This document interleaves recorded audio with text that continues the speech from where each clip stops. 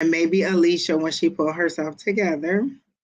Keena is not here manning the chat today. It is little old me. So heavens to Betsy. You get what you get, people. Lord help the child. Or listen, help the child because you know what? I'm not even gonna worry about it. I'm gonna pin these messages as they come through.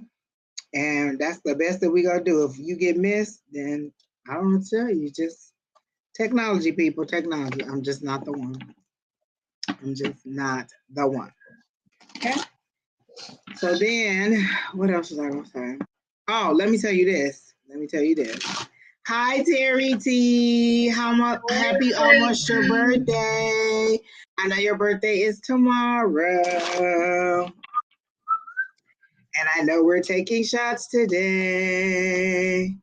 Alicia, you ready? I haven't eaten. Are you ready? You know I can't see. Oh. Hi, Alicia.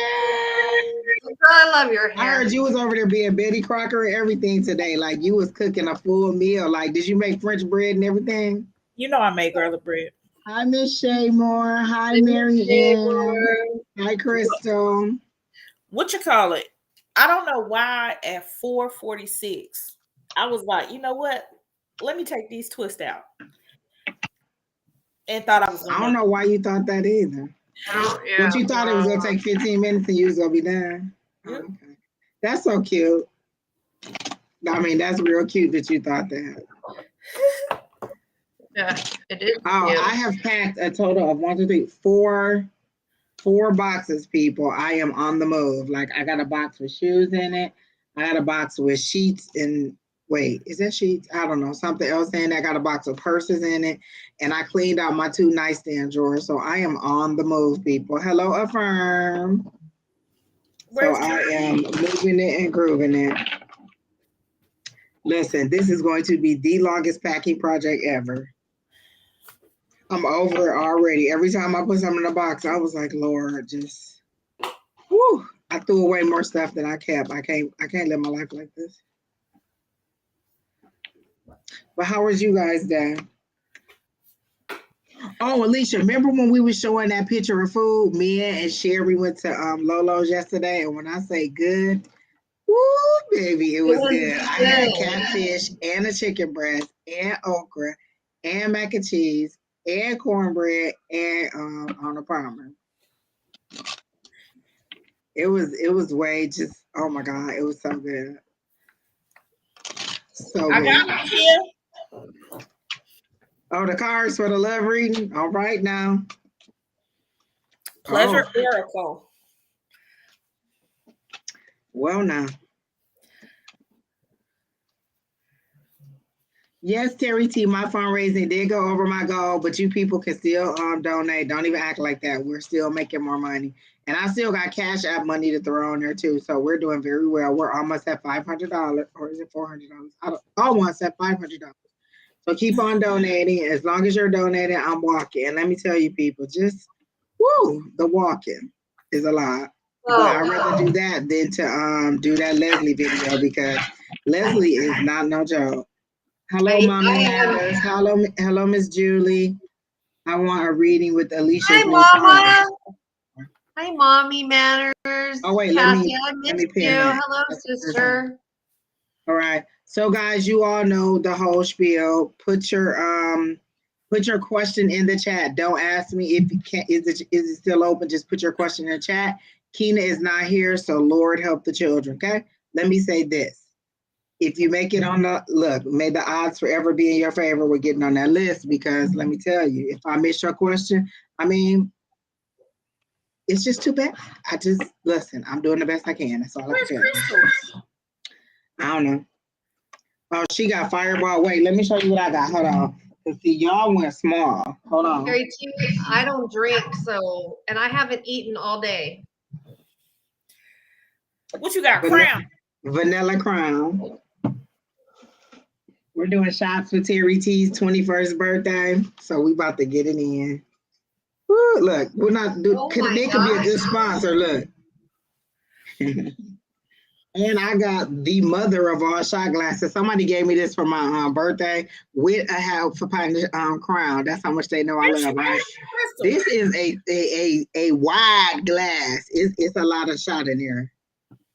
Shot. Hello, Don, Sonoric Mystic Tarot. We're about to take shots for Terry T's birthday. Terry T about to be 21 again, so we about to take shots. Terry T, we're doing them for the love readings, right? So for oh my God, this is about to be a mess. We were just doing it for Terry T's birthday. We're doing that too, but if you want, you can still take a shot for the people. Listen, y'all can't take it at home because I'm gonna get Terry T just like a couple shot. If we got more than that, then listen, Samuel gonna be over here like, shut up, Angie. Just too much. Just calm down, children. Calm down. So I lit one of my little charcoal things that I gave you. It worked pretty good, Alicia. I loved it. At first, I thought it was about to go up like the Godfather because it was like, hold on, people. Hold on. Oh, y'all, I made my chicken and wild rice soup with that copycat recipe. It was very good. Killed it. It was way too much, so I froze some of it, but I did make it. I was playing. Please don't do a love reading for me. I already put it on there now, Affirm. So you're number one. I mean, it's on there now. Wait, let me see if I missed some questions. Look, I suck at this already. Jesus, people. Jesus is a child. Hello, beautiful. Miss Angie. Mommy Matters. I want a love reading. Where? Packy and moved again, just moved 2 weeks ago. What'd you say? Crystal was working the chat. She signed in. Where's she at there? No, she was just on YouTube. She hadn't signed in yet. Oh, well, now. Oh, now she is, but she wasn't at first because I didn't think she could do it. Girl, I can be in this chat and cut to these people at the same time. I don't have no problem with that. Michelle, can I get a reading? General Shay, you number 2. Love and light. Will my marriage heal? Lord, help the children. Lord, help the children. Just Jesus, people. Okay. I got hot chocolate. Oh, it was so many questions that I missed. Like, what is the problem, people? What is Lord Jesus? Okay. Can you get a birthday message from Spirit for me? Terry T, do you ever get messages from your people? I wish I had some birthday ones too, but I don't. So we go figure out which one of these decks we go use. I might use the Moonology because that seemed like, another wrap around the earth, sun, whatever, we might use the Moonology cards for your birthday. Yeah, we won't be using Miss Cleo because they just fell on the floor. And I got the what you got? The Moonology, but the Moonology manifestation. I saw that the Moonology manifestation there. First of all, Alicia went on Hay House, and that is just bad business. I went on there and immediately shut it down. Like, no, absolutely not. Yeah, we'll be moving into one of these boxes if I stay on that side. No, thank you. It was too much. Hello, Diana, Lorraine, Amy, Angie is on. Oh, I'll say, who's Amy? Hello, Deanna. I like your name. Okay, so we're gonna let a couple more people come in. I thought I saw Miss Pam like one of the pages. Miss Linda ain't here yet. This is my chaser, y'all. Okay. Ooh. Cranberry juice. But it ain't nothing in that. That's just straight cranberry juice. This is my shot glass. Oh. Terry T, what else you do for your birthday? Like, you don't do nothing for your birthday? Listen, I was A5 around town yesterday. I went out with Sheri for her birthday because it was Sheri's birthday on the 8th. The 8th on the 8th. And so we went out to Lolo's Chicken and Waffles. And when I say we ate, it was good. The one at Gilbert, oh my God, it was clean. It was nice. They had music going on. The food was delicious. When I say, listen, they fried that okra to perfection. Like, I felt like somebody's grandmama was back there, like, dipping in this. It was seasoned perfectly. The cornmeal on it was perfect. Everything about it was perfect. It was perfect. The fish was fried to perfection. Oh my God, come on, Ancestor John. I hope your ancestors come get you right now. hope Like your ancestors- 101 with Fucking- Jesus. I am Come get them ancestors. so Just take fucking painful right now. You have no idea. Just take them on. Whoever created this page, let the ancestors come on and get John. And he can have a one-on-one with Jesus. I'm just over it, people. Was gonna have a little birthday cake with some people. I know. Eat cake. I know, like 0 calories in cake. Exactly. Listen, what Don say when you cut it, take all the calories fall out, so that don't even count. So I mean, just go for it. Oh, you know what, y'all? I forgot to put us on the TV. Hold on. You know, I I have to didn't look up and see us. I forgot to go get a cake. I was gonna get a piece of cake too, but I also went to this Christmas party last night. Did y'all see A5says and Sheri? I had a wardrobe change, everything, like boom, boom.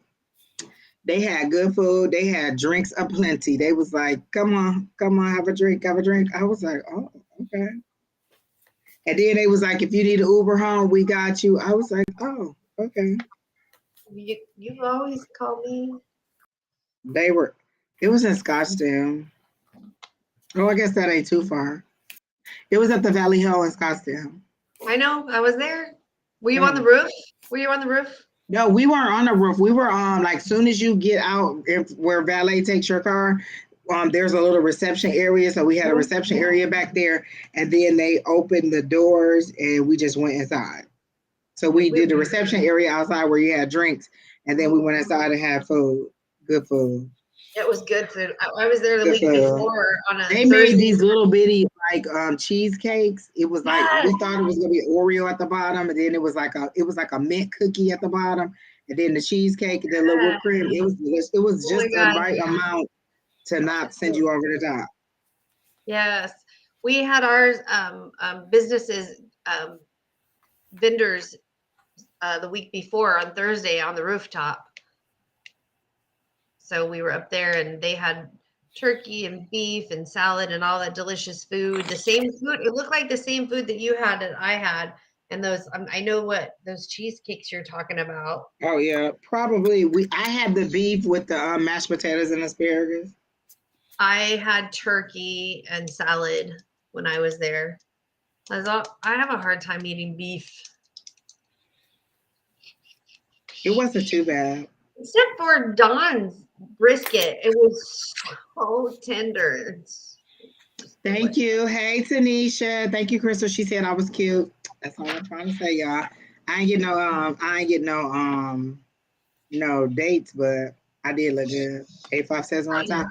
I might have to order some more dresses. I was like, let me get this card and order some more dresses because I always need a dress. Every time somebody's like, can you? Yes, I can. I can be there immediately. And I could have went a little bit fancier. Oh, you got Tanisha? She got your tree. It smells so good. You can smell it. It smells really good. Yummy.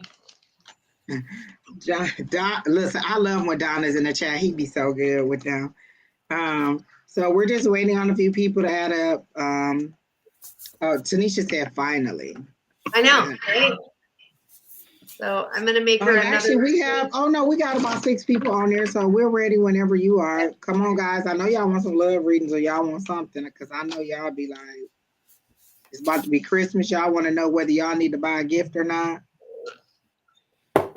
Oh, yes.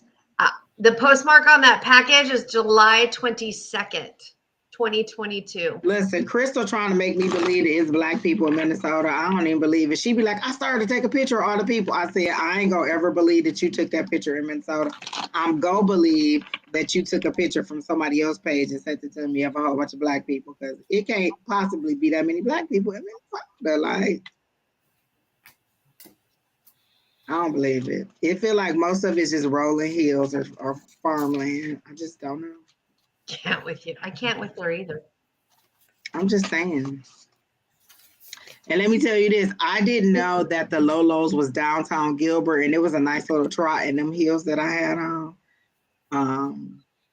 But then Sheri Berry had to give me a ride back to my car because Lord help the child. Oh, so then the table behind us, I'm watching them in the glass. They're like flip flop, flip flop, flip flop. And oh my God, I'm like, what the fuck is happening over there? And Angie's like, girl, listen, because the son cannot stand his mama. And listen, by the end of dinner, I couldn't stand her either. She could work a nerve like nobody's business. She was getting on that little boy nerve. And every time he would have to do something that she wanted him to do, he would just, like, you could tell he was just biting down through his tongue. Like, I want to cuss her off so bad. Like, the mama was off the chain. She was just, woo! One of them people who just wear you down to the point where you'd be like, here, take whatever you want, just go. Like, I just cannot live my life talking to you no more. She was a lot to deal with the whole time they were there. Yeah. Yeah, I'm sitting on this little blanket, and it is not right, and my cheeks are not balanced, so let me adjust my... But the best part was the little girl in the window that we got to dance with us. Oh, we sure did. Oh, Lord, I thought I had knocked over my ice. I almost had 5 feet. It was about to be a black screen, like, oh, Jesus. All right, so, all right, guys. I guess we're getting ready to start doing the readings. And then we'll do, oh, wait, Terry T, you want to take your shot now? Our first shot? Or what? Oh, because it's a love reading for Affirm. Go ahead, Alicia, and she said she want to do with them cards, too. Oh, wait, hold on, let me. Woo. Okay, let me. Jesus Christ. Shot. Of course, this is Fireball. Oh, you and you and my throat. Miss. Oh, Jesus. Well, you know what you call it. Fireball has always been my winter favorite. You know what I drink in the winter? Bailey's. And now they got this cinnamon something. It's good. Half of it. Okay, last time you just let it roar, so let it roar. I know, but I have nothing. Okay, wait, here we go. Ready, go. Happy birthday, Terry T. Oh, Jesus. Of Nazareth. Woo. Oh, motherfucker. I might have to refill it. Oh. Listen, that woke up all the spirits in my body. They was like, hello. My stomach's like, fuck you, fuck you, fuck you, fuck you, and fuck you. Every spirit in me was like, at attention. Let's go. All right, listen, all the look. What? Okay. They said it's time. Oh, wait, let me get my love reading card because Affirm wants a love reading. And the closest I got to that is these lights here. I have drank more alcohol in the last week and a half than I have in the last 5 years. Don't blame that on me. I feel like I feel like there was a finger going like that. You are rubbing off on me. You are rubbing off on me. All it is sanitizer for your insides. That's all it is. Girl, it is. In 10 minutes, I'll be like, call hey. Just get rid of the call. Hi, GP. How are you? I just got a picture of a big bright sunshine.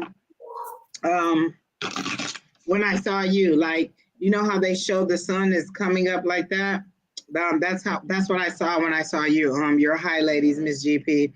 Like you're and I see a black cloud going away. So I feel like you are almost over the hump. Oh, Megan Gilman wants a love reading.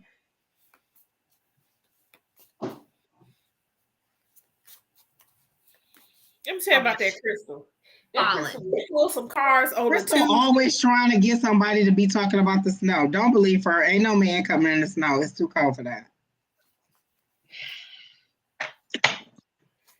Don't believe her. Crystal always trying to get somebody to go walking in an avalanche with some tennis rackets on their feet. No, we're not doing it. Let it go.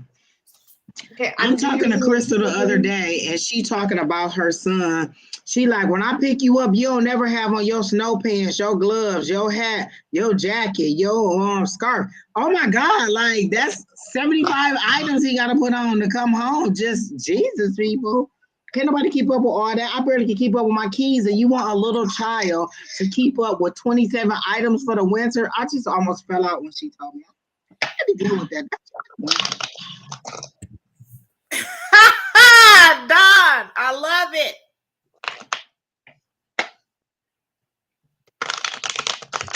Oh my gosh. What I is love it? it, Don. She gonna say the baby want pneumonia. What he want is a warmer climate. Get him out the snow. It's probably more snow than his body can even handle. What's wrong with y'all and all this snow? I can remember having to put on a full snowman suit, them big gigantic moon boots, a skull cap, a scarf, some mittens, and walk 40 miles in the snow across the field to school as a child. That's just too much, too much. Children cannot bear all that weight. That's like 40 pounds of snow gear. What? And No education is worth that. do you remember? I think the one day they let us out of school, I think we were sophomores, and because the people who walked home, it got down to -15. But we was already in like fourth period. I'm like, we only got 2 periods left. It was like it's too cold for people to walk. Woo! I'm gonna be finding twists for like a week. Listen, I understand the cold because I grew up in Michigan and I know what them belows mean. It say 40, but it feels like 20. No, absolutely not. It feels like I need to move and I'm never moving back to when it's cold again. And we ain't even gonna talk about the lake effect snow. Lake effect. Girl, remember when Michigan or the Midwest was in that what was it? Vortex of cold? Vortex of cold? Are y'all making up stuff at the Weather Channel? No, thank you, people. I am not living my life in that kind of weather conditions. I'll take this 115 every single season. Like 115 me, it's 40 below means that I have to put on too many clothes. People, like I don't like anything that make me weigh more. Let me take off and weigh less. Oh, girl, when I tell you at the hi Abigail, that is a very long question. Jesus, people like I might have to y'all know I can't see. Do y'all be putting a paragraph in here for me to read? We gonna work through it. And these glasses is for show, people. They do not help me in any way with my vision. They are for at show. all. Just for show. I might be. All right, so go ahead. Did you already draw a firm cards? We waiting on you and them sexy cards. I did. So I got me a pleasure oracle deck. Since y'all like to know about pleasure so much. Woo! So for affirm, I have the power of no. A person who values themselves as much as anyone else, who knows their innate worth, is a person with a sovereign sense of boundaries. Their moral compass points to all directions. They don't cross another person's boundaries and they don't tolerate when it's being crossed. This is no easy thing for those of us trained to be trained to be okay with being stepped on. Action. What are your romantic non-negotiables? Your sensual no-nos? Your communication must-haves? Write an exhaustive list. Don't stop exploring until you know exactly what you will and won't tolerate when it comes to boundaries. Dig them up like precious stones, then hold them dear. Don't let anyone swipe them. And that was the pleasure card.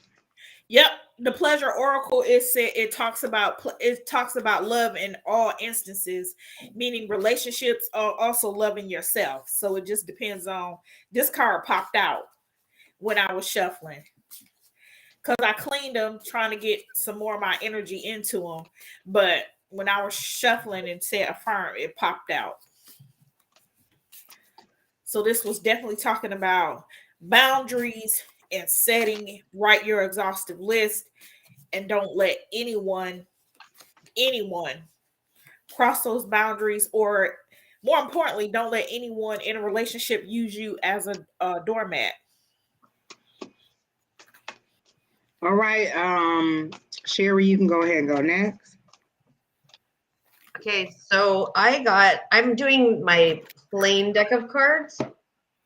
So I got the 10 of clubs, the 9 of clubs, and the 3 of clubs. And the clubs are wands. So my 10 of clubs is a judgment, a father, a wise mentor, authority figure, or somebody that is very stern. The clubs are usually about work, business, or career. And then we have the 9 of clubs, which is lush greenery, reaping the rewards from work, a sense of success and a path. And then the 3 of clubs is a business obstacles, setbacks, but for the best, and overcoming the boundaries. And trying to get this into a love reading, I'm seeing that is a male figure is imminently in your path, and they could present themselves in a way that is like an authoritative figure, and it's kind of a turn, like you're like, what the fuck? I don't need somebody to tell me what to do. I just want a partner as opposed to somebody that's going to try to tell me what to do all the time. So they're looking at you as in a business sense as instead of a romantic sense. And I think you already know this person. I think you've met this person. If that makes any sense to you, because it doesn't make any sense to me.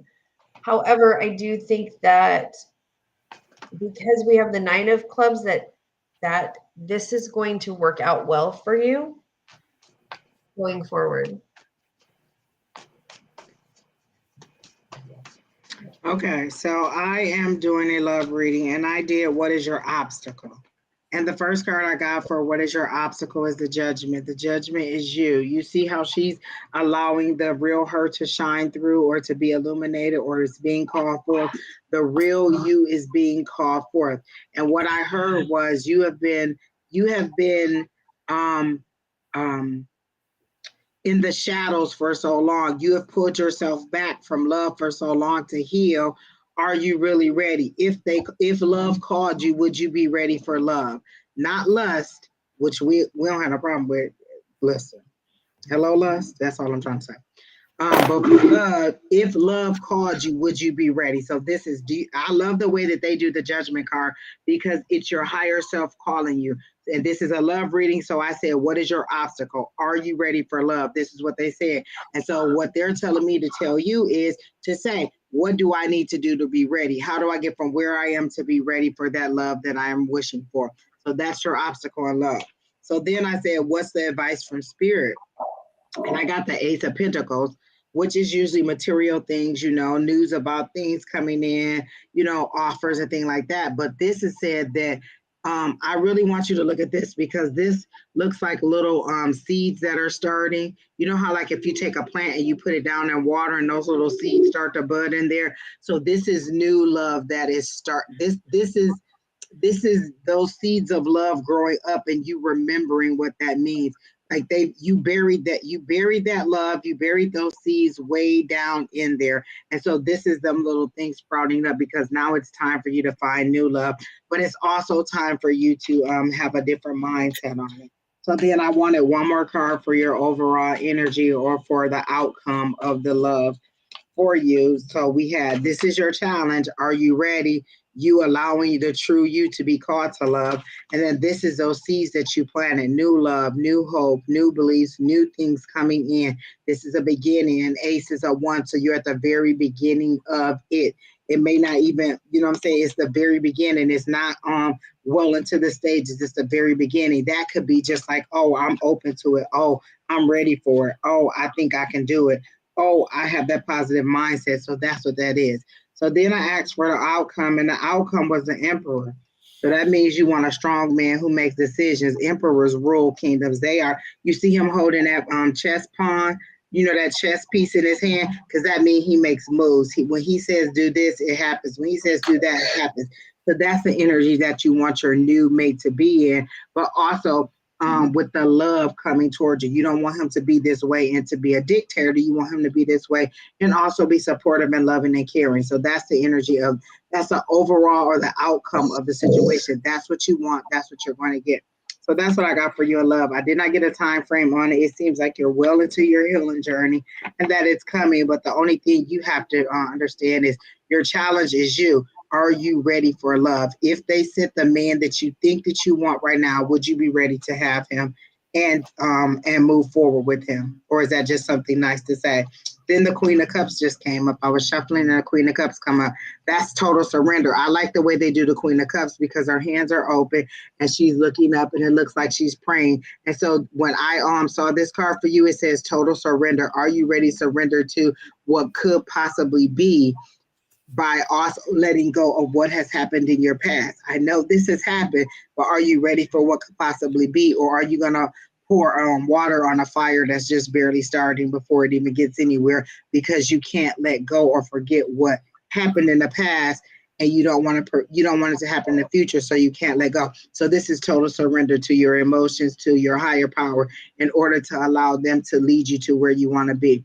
I feel like you probably released quite a bit during this full moon, and you were not aware of why you were probably irritated, stubbed your toe, traffic was getting on your nerves, and so that was a release of those old paradigms, release of those old way of thinking, and just allowing them to go. So I would probably, and these are not things that they're saying to me. Any suggestions that I'm giving you is what I'm hearing. I'm hearing do a journal entry about what you thought you lost or what you thought left you for this full moon and what you still want to let go for the full moon, and then allow spirit to go ahead and work on those things to prepare you for the love that you want. So that's what I got for Miss Affirm. Anybody else have anything else for Miss Affirm? All right, who's next? Oh my God, we got 11 people in the queue, people. So if you ain't on the list, you got 11 people ahead of you. I think Terry G is second or somebody like that. Nope, Miss Shay Moore. Shay, can I get a reading, but a general reading? All right, so you guys can go ahead and get started on Miss Shay. Hey, is this Miss Shay from class? If you want a reading, last name Bergman, just put your question in the chat, and then your question will be pinned. And then once it's pinned and we get to you, then we'll call your name and then we'll read your question. So you have to put a question or we can. Currently, there are 10 people ahead of you. I think that's the Miss Shay that lost her baby. Wait,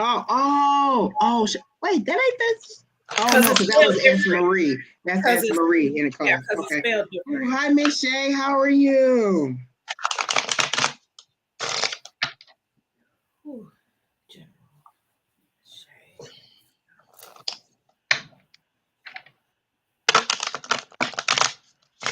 Well, I'm hungry, like super hungry. I probably should have ate. I actually did eat. I ate my soup, my cream of chicken and white rice, and it was good. Okay, Miss Shaymore. So you guys can go ahead. I got a healing from you. I heard the word healing, like you're healing slowly, and you're a little bit resistant because you feel like if you heal, you'll forget.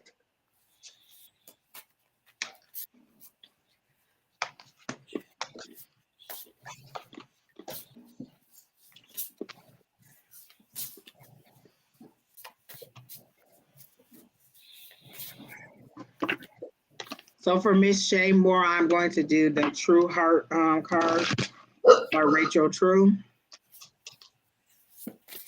I'm going to do let me see, because I'm going to do a different spread for her while you guys give her your reading. So let me find the spread that I want to do.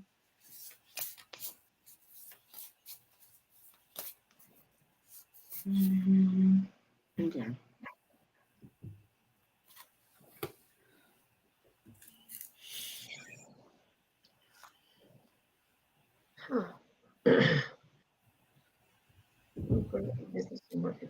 Okay.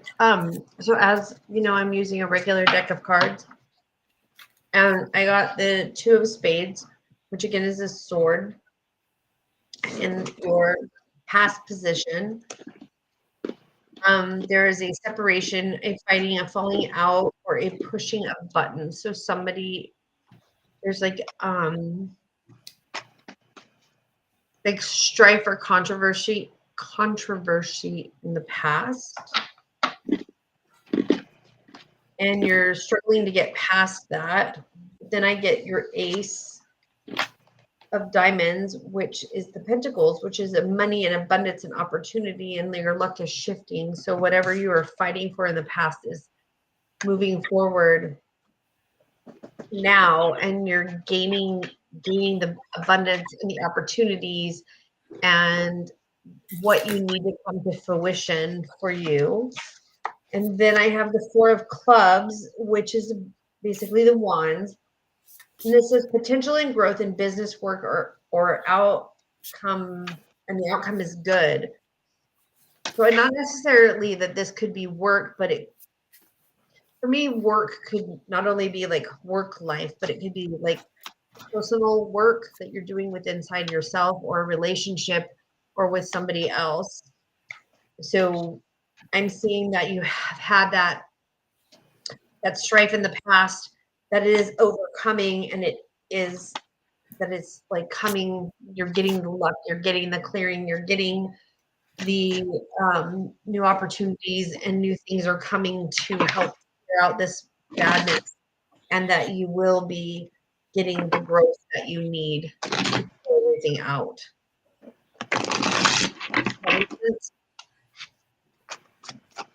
I'm reading some of the comments that are in here, and I feel like I should say this. Anything we say is what we see.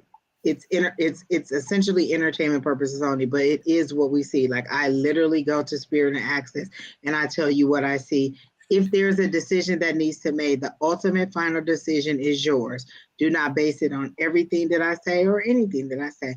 It is ultimately yours. I am giving you some kind of a guidance as to what the possibilities could be or what the outcomes could be, but the decision is always totally yours. Do not make your decisions based on like, oh, well, Angie said it's a go, so I'm gonna go. Make your decisions based on sound logic. Take the information that I give you and use it to your best. It's like using a Google search, you know what I'm saying? So be mindful of what you're making your decisions on. I don't want you making life decisions on whether I do the pendulum and be like, oh, is my husband cheating? And say, yeah, you think you go get a divorce. You should do some more investigation. Again, this is all subjective to what we are seeing and how we filter it through our own perceptions and our own knowledge and how our spirits speak to us. So please be mindful of when you make these decisions, that these decisions are at your own discretion, not based on what I say. Do not use that as your deciding factor.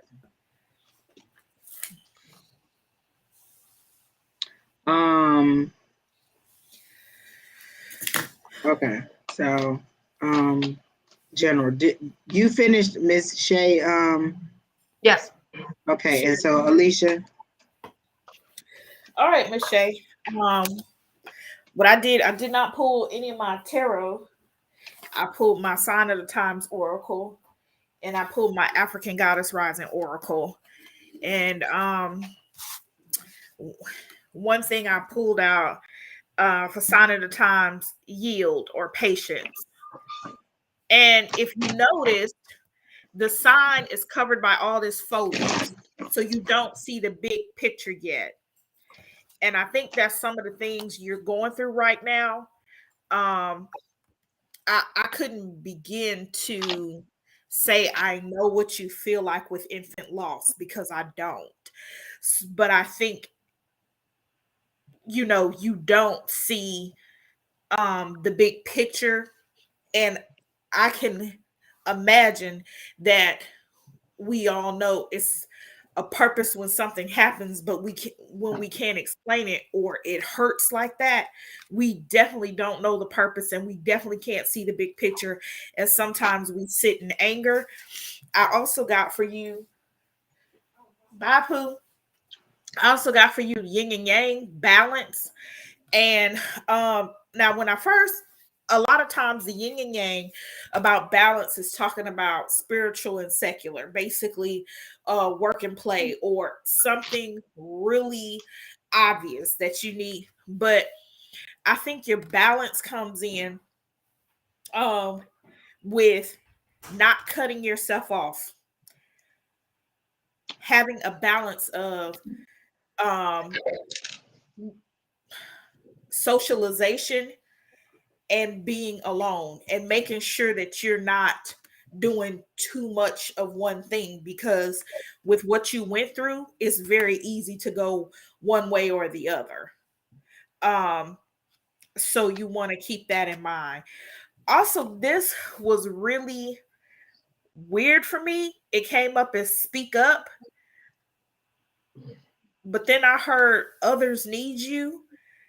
And when I see the card, you have the goddess and the people behind her rallying her. I think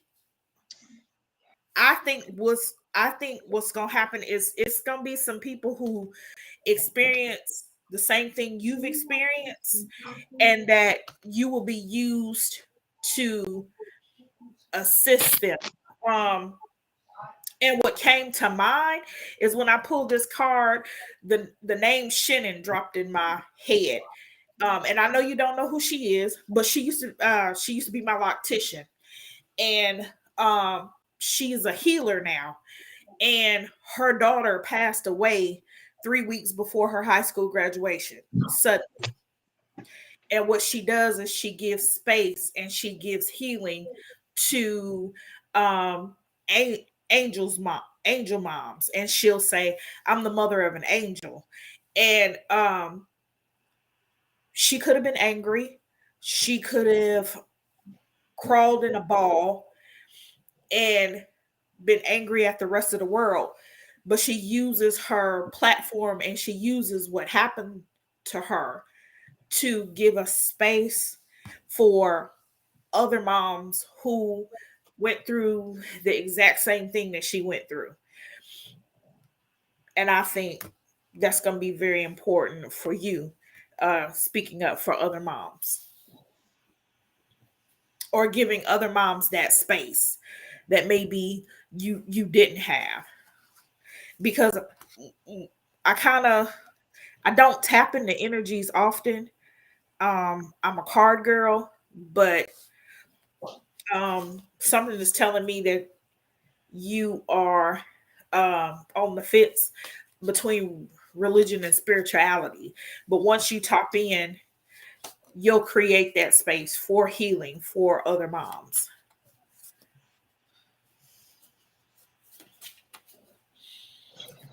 That's all I got.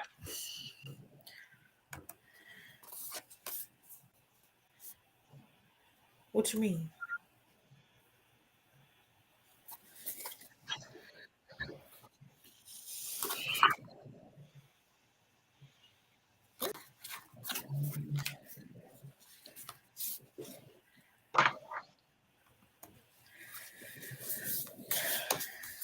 The list is closed.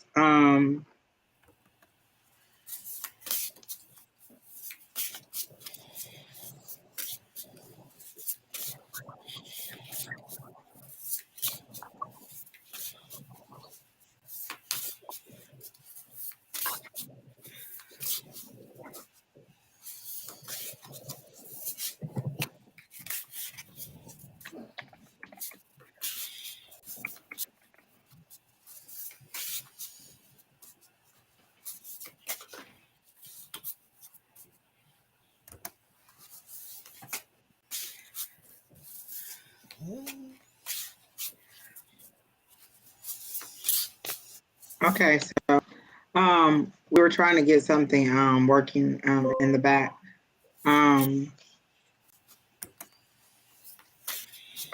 So back to Miss Shay.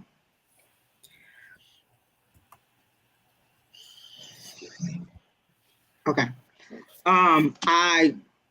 I did the Moonology cards because the Rachel True cards didn't feel right, and it totally aligns with what I kept hearing when I first saw your name, and Alicia acknowledged that you were the person whose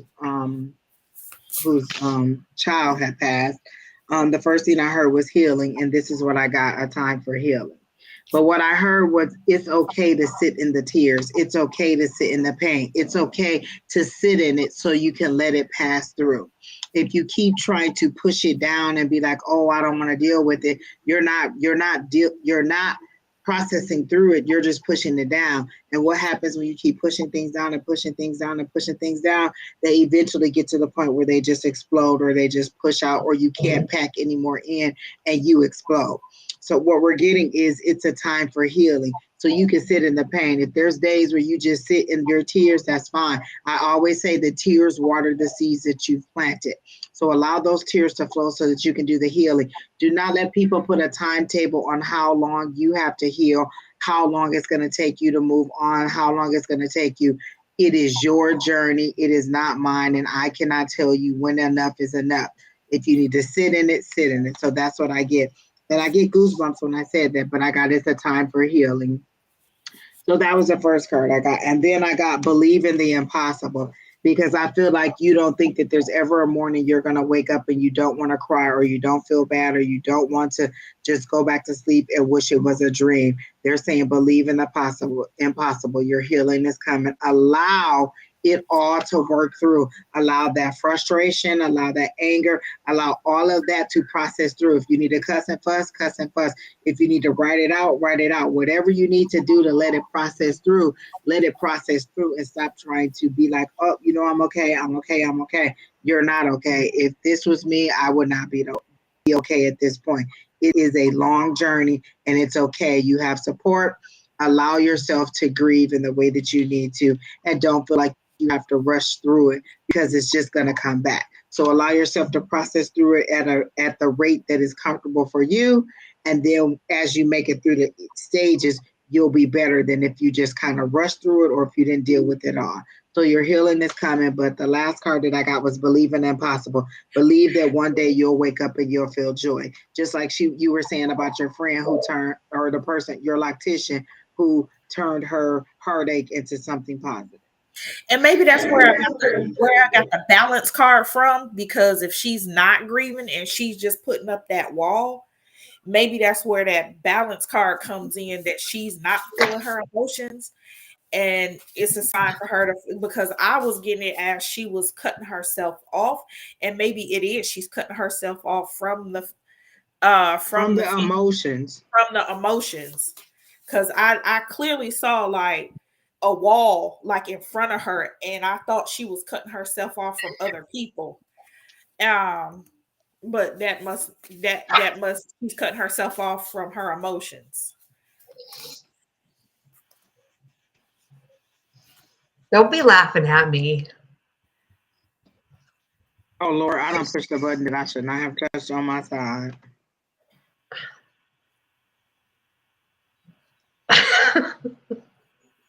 No.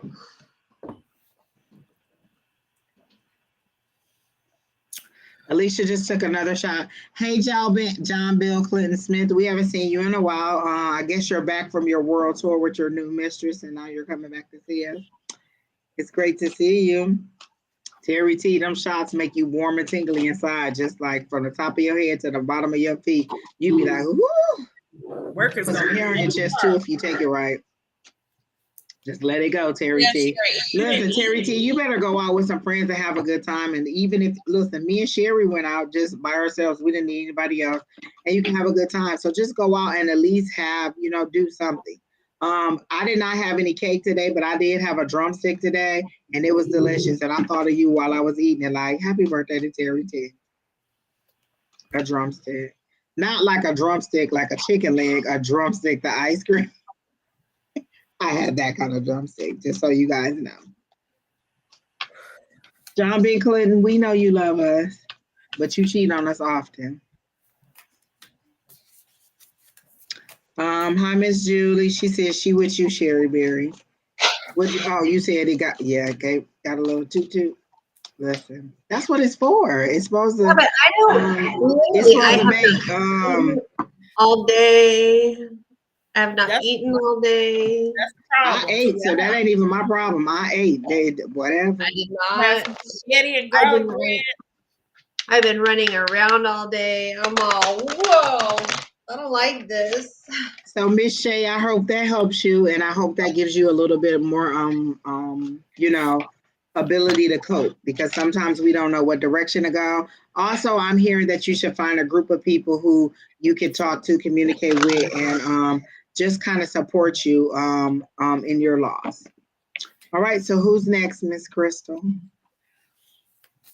Thanks, Megan, by the way.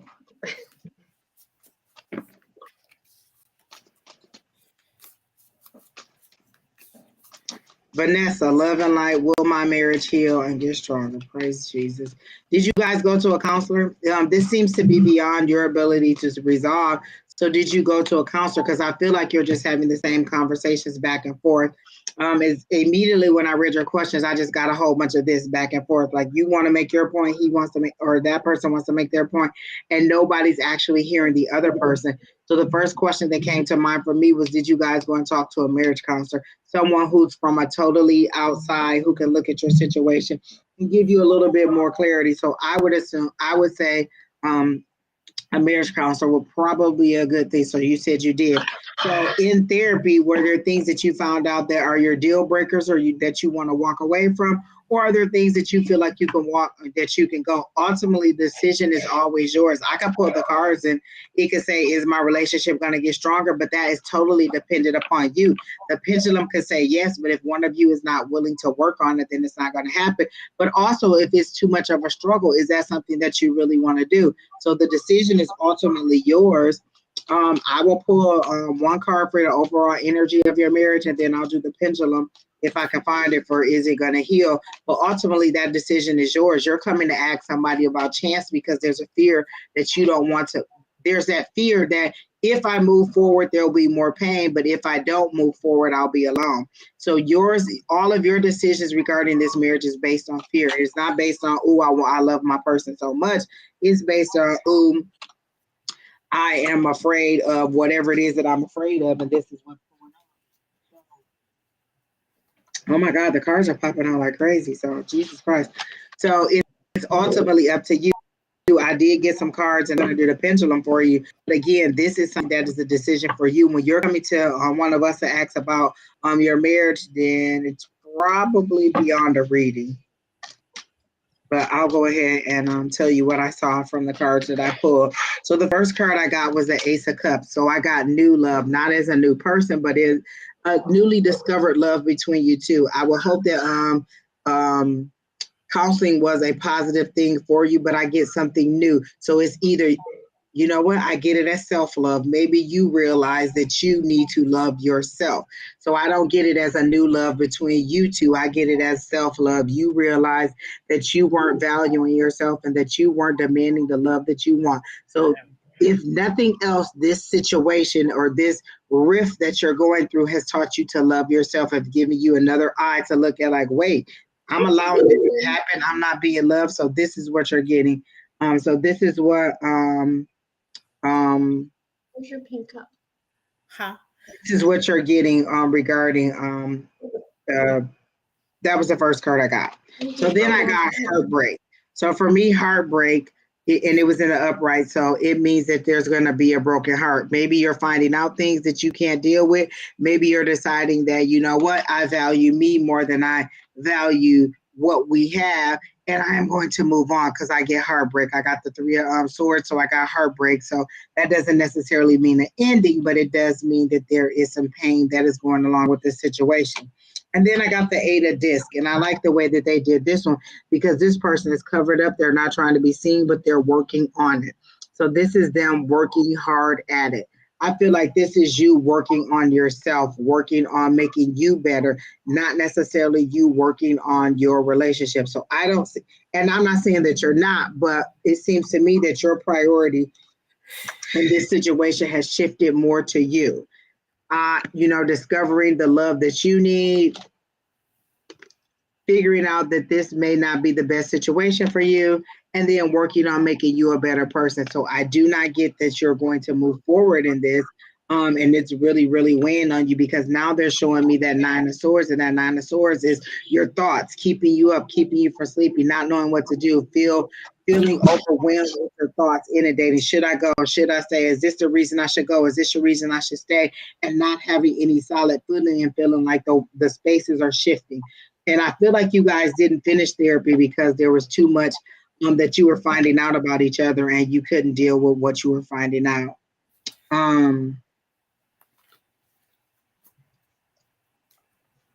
I was trying to read some of the. So I'm assuming that maybe you're deciding to move on.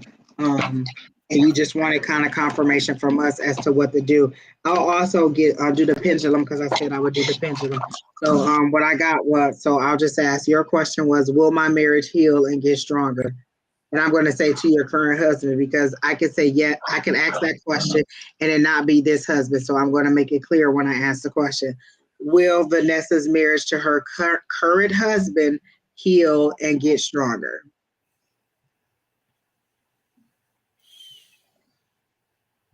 And I got to know. I don't know what they're getting, but I got to know.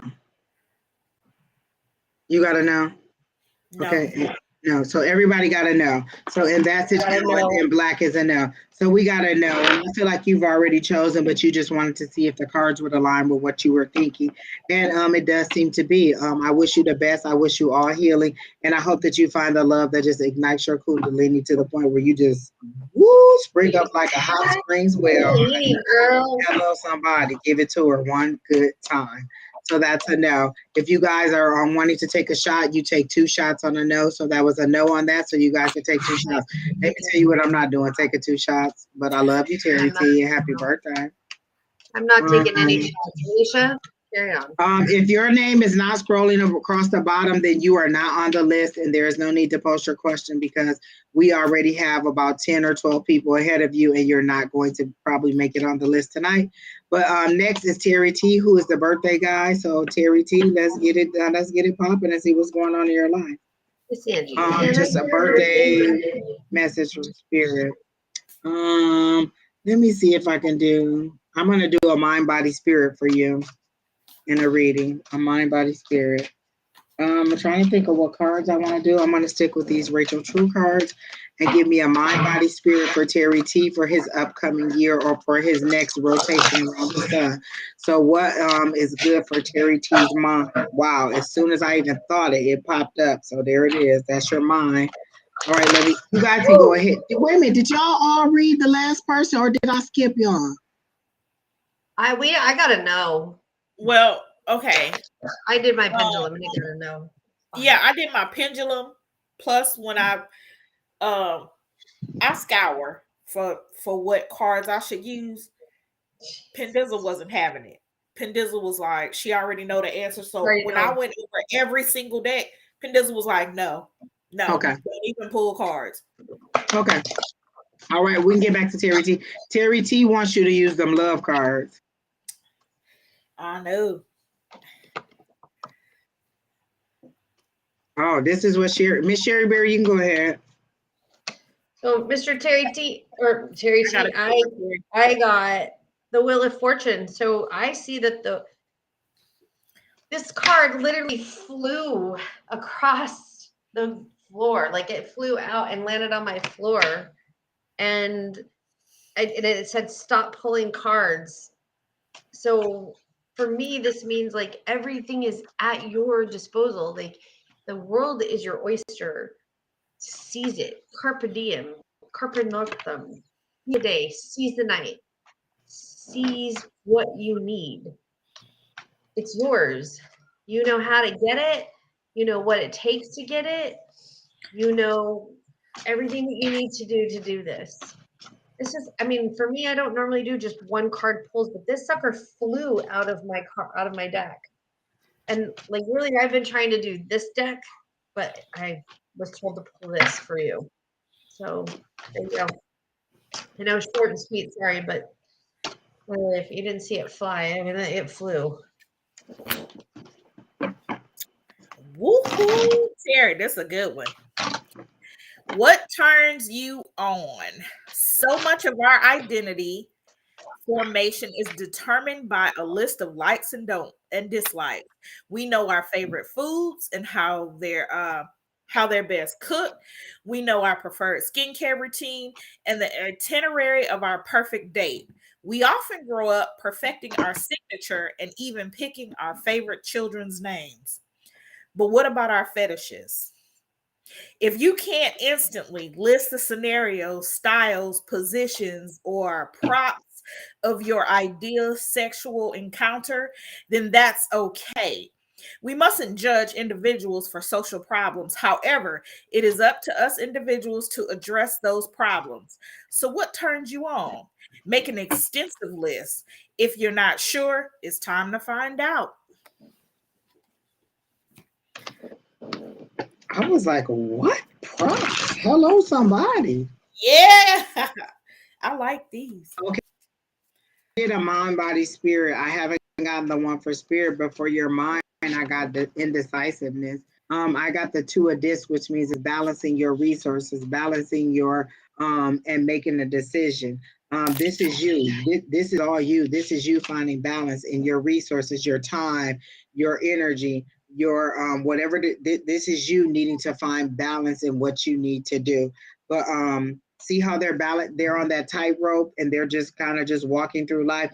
You need to find balance, but you need to settle down. You're very anxious and you're trying to keep yourself busy, but you don't want to settle down. And so for your mind, you need to just kind of find some things that kind of give you a little bit of reprieve from the world, from all the things that you want. Five of Cups didn't come out, but that's what they're showing me right now. And Five of Cups means that you're thinking about the things that you don't have. I want this, I want this, I want this, but you're thinking of it not as in I want, but I wish I had or I don't have. So you're thinking about the things that you don't have versus the things that you do have, because a Five of Cups is 3 spilled cups and 2 cups that are upright, but the 2 cups are behind you because you're not concentrating on that. You're concentrating on the things that you don't have. And these aren't needs. These are just things that you don't have. So what spirit is telling me is that your concentration is wrong. So what I got for spirit was a 6 of Wands, and I was like, wait, the 6 of Wands traditionally is a knight or someone rolling in on a horse with the wands in the air, and then it has that victory wreath on it. For me, it's telling me you're not happy with your appearance. There are things that you want to change, but are you stepping forth to make those things happen? Oh, and I finally got your spirit. So spirit is the death card, and what they're saying is you need to let go of what you think other people think about you and just be you. If you notice on this death card, he's pulling out the real him. He's cracking open his ribs and he's pulling out the real him. And then in that person, they're even going even deeper. So the death card is the death to all those things that you are allowing you to keep you from being the real you. I feel like to some extent you are you, but to some extent you are very much not the real you. And this death card, so I got for mind, you need to make some decisions. You need to do some balancing. Your carnal versus your spiritual. You don't know which direction to go, and you don't really necessarily want to make a decision. So you go and let other people make the decision for you. Well, this is what they said, so I believe this, and so that's what I'm going to put my hopes and dreams on, whatever they said, instead of being like, you know what, 1 + 1 = 2, or 1 + 3 don't equal 2, and making a logical decision as to how you want to move forward. So that's what I got for your mind. You're letting too many things inundate your mind, and you're not balancing that information or balancing them thoughts or giving your mind time to settle in. So you need to find some meditative way or some way to just kind of relax your mind and allow that to be clear. And then I got something up, this literally, I heard them say, you're not happy with your appearance and there's things that you want to change, but you're not working on them. And so they said, if you want them to be done, it's a cooperation. Like, you say what you want, but you also have to put some effort in. You have to do some work. You have to do some things in order to make it happen. So what I tell them all the time, listen, if I'm going to walk, you could at least give me double the calorie burn. If I'm going to walk and do another labor intensive job, you could at least give me double the muscle bill. You know what I'm saying? Like, I'm out here working. What can y'all do to put y'all magic on? So you decide the things that you don't like and then work on them, but don't be so superficial to the point that it hurts you and to the point where you don't recognize who you are, because they're showing me a mirror, but your back is to it because you don't recognize the person that you see in there. So you have a lot of issues with the way that you look or the way that you think people perceive you. And then finally, the death card for your spirit was that you need to let the way that you think people see you die. You need to let that go, and you just need to be the real you, because in the end, only you have to live this life and not me. So whatever I think about you doesn't matter, because it's not my life to live. It's your life. And so be mindful of that and be powerful in who you are, and stop allowing the world to dictate what kind of reaction or what kind of life you should live. So that's what I got for you, Terry T. And I hope that helps for your happy birthday.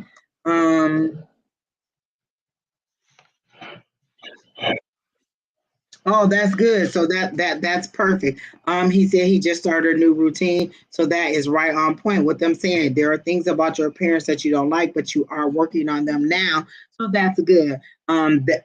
That's perfectly. Now, are you going to be committed to it? Because let me tell you something. I can start. Listen, if I'm not publicly out here, like if y'all didn't know I was supposed to be walking, I probably would have gave up a long time ago. Listen, people, I am only walking because some donations is coming in because y'all can publicly see that I'm supposed to be walking. But had I done this in silence, I might have gave up a long time ago. And what are we, 11 days in? Listen, people, I am tired. My calves hurt. My fucking calves hurt. Exactly. And I'm See not what even she's getting money. Alicia, I'm just walking to Alicia support keeps you. leaving her Fitbit at home. Alicia keep leaving her Fitbit at home. That's all I'm saying. We done started a new challenge for the weekend, and I'm telling you, if you don't have more than 2,000 steps, I'm gonna have to come to wherever you at. Like this is just ridiculous. Listen, I'm only walking to support you, and my fucking calves hurt. That means they're getting tight. Do it. I love it. I love that you guys like this. All it wasn't for vanity's sake. It is for the children to some degree, but the rest of it. Listen, I always like there to be multi-purpose workout. I mean, a multi-purpose to whatever I'm doing. So 1 is for the kids, 2 is to whittle this waste, and 3 is to help other people to be, fit. So love it, people. Yes, thank you so much. You can do it. No, back with you. Pam says her legs are tired. Terry T started. I started running too, so I'm walking. Oh, okay. All right, Terry T. He joined our little challenge and he's running. Listen, people, if you see me running, you better run too, because let me tell you what's gonna happen. We are being chased. I'm not running just for the sport of it. Let me tell you this: there's nothing unless there's like a truck of food across the street. I gotta run across the street to get the truck. But I'm just not generally running. That's just not in my operation for the day. Like, oh, run. Absolutely not, people. Oh, Pam said she had 50 miles for the winter. Absolutely not. I am at today is day 11, so take 3.5 and multiply that, and that's where I'm at. Oh, that might be about 30 miles. There you go. So I'm doing 30, 35, maybe 40 miles. I'm getting there. The goal is 100 miles, and I divided it up. Alicia, just join right now. Watch out, everyone. Here she comes. Who? Tina? Alicia. Alicia, we can't even hear you.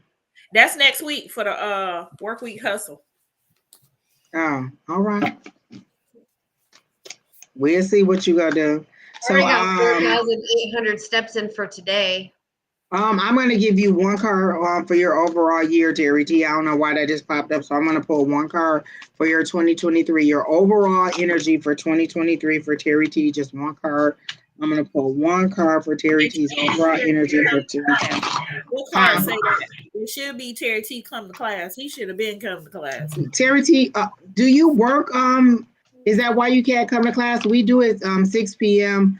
Mountain Standard Time on Tuesdays. Is that why you don't come to class? You would love class. Alicia said, Miss Julie said I should be at 38.5 miles.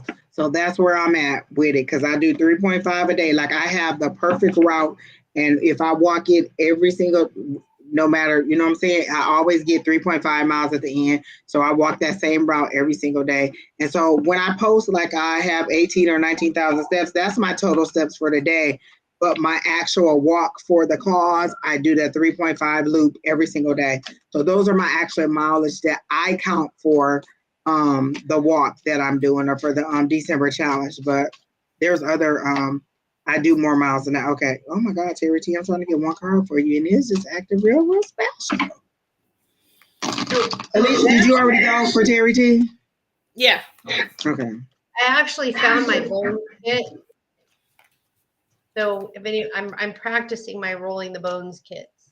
So anybody wants to be all right, one card for Terry T, overall energy for 2023.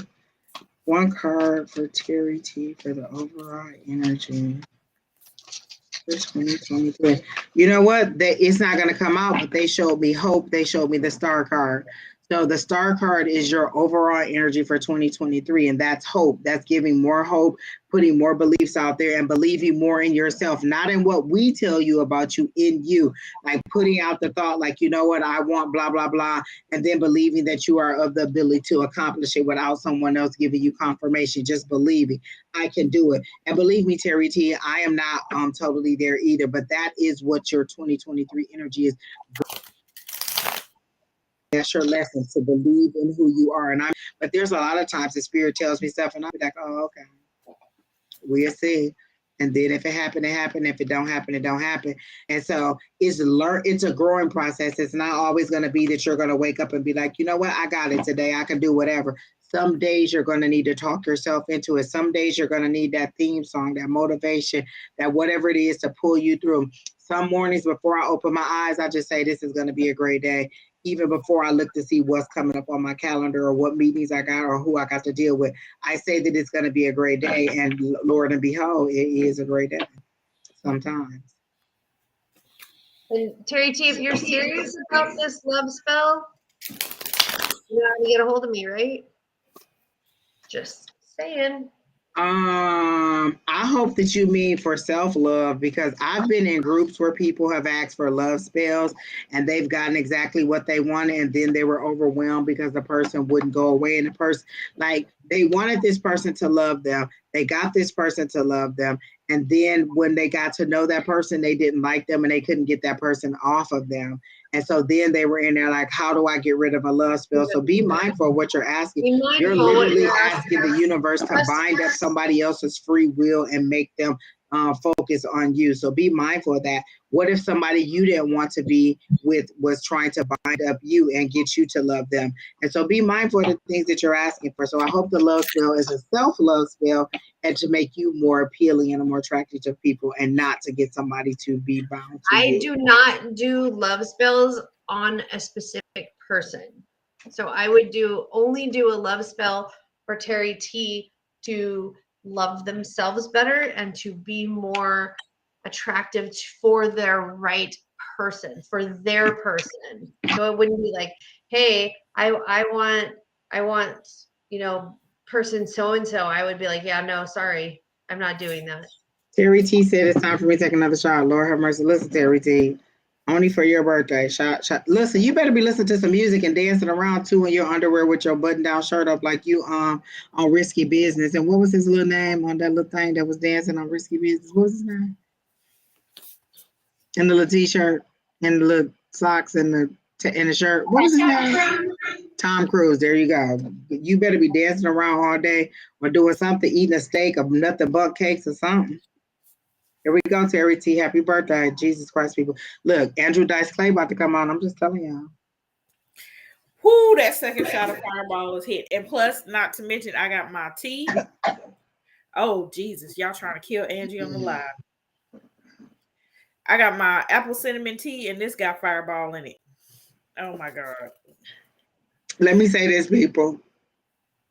I think one of my chakras just opened up. Praise the Lord. Woo! It's going to be that throat chakra. Look, I'm about to start seeing visions and harpoons and fairies and unicorns and everything. Ooh! I need some straight ice to just slide down my throat and cool it off. That crown is that old man liquor. All right, who's next? First one.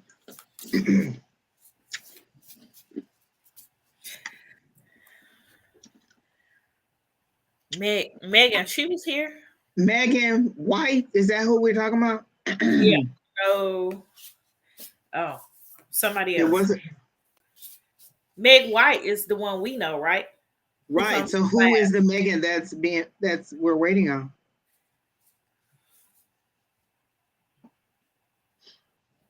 Oh, Megan Gilmore, are you here? Are you ready for your reading? I think that we've been messaging you to see if you're still here. Are you still here? If you're not here, we're gonna move on to the next person. Jennifer, oh my God, Lord Jesus. Jennifer Conlon, You are rude. Please get off of our page. Trying to listen. Let me make this announcement one more time. Do not go into Jennifer Conlon's inbox. Do not message her any kind of way. Report her. Block her, whatever you need to do. But I do not support anything that she's doing. I am not charging you for these reading. If you go into her inbox, that's you going into the kidnapping van. I am not supporting anything that she did. That's the kidnappers again. Don't do it. All right, so Megan Gilmore is not here. So Miss Megan, we gonna say what? She's here. Where's she at? She on Facebook. Crystal responded to her. Okay, there she go. Yes, I'm here. Okay. Ooh, I love reading, of course.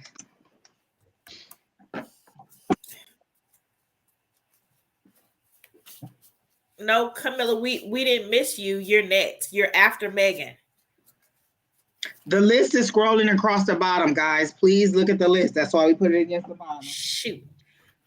Look. Damn Fireball got me dropping these damn cards. I can't. Exactly. I keep dropping them on the floor like. I'm like,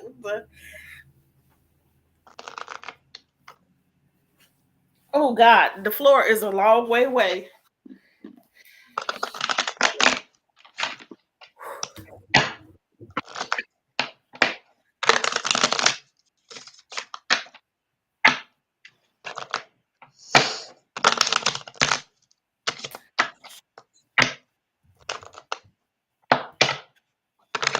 Okay, so I asked 3 questions as I read, and I was shuffling the cards for you, Megan.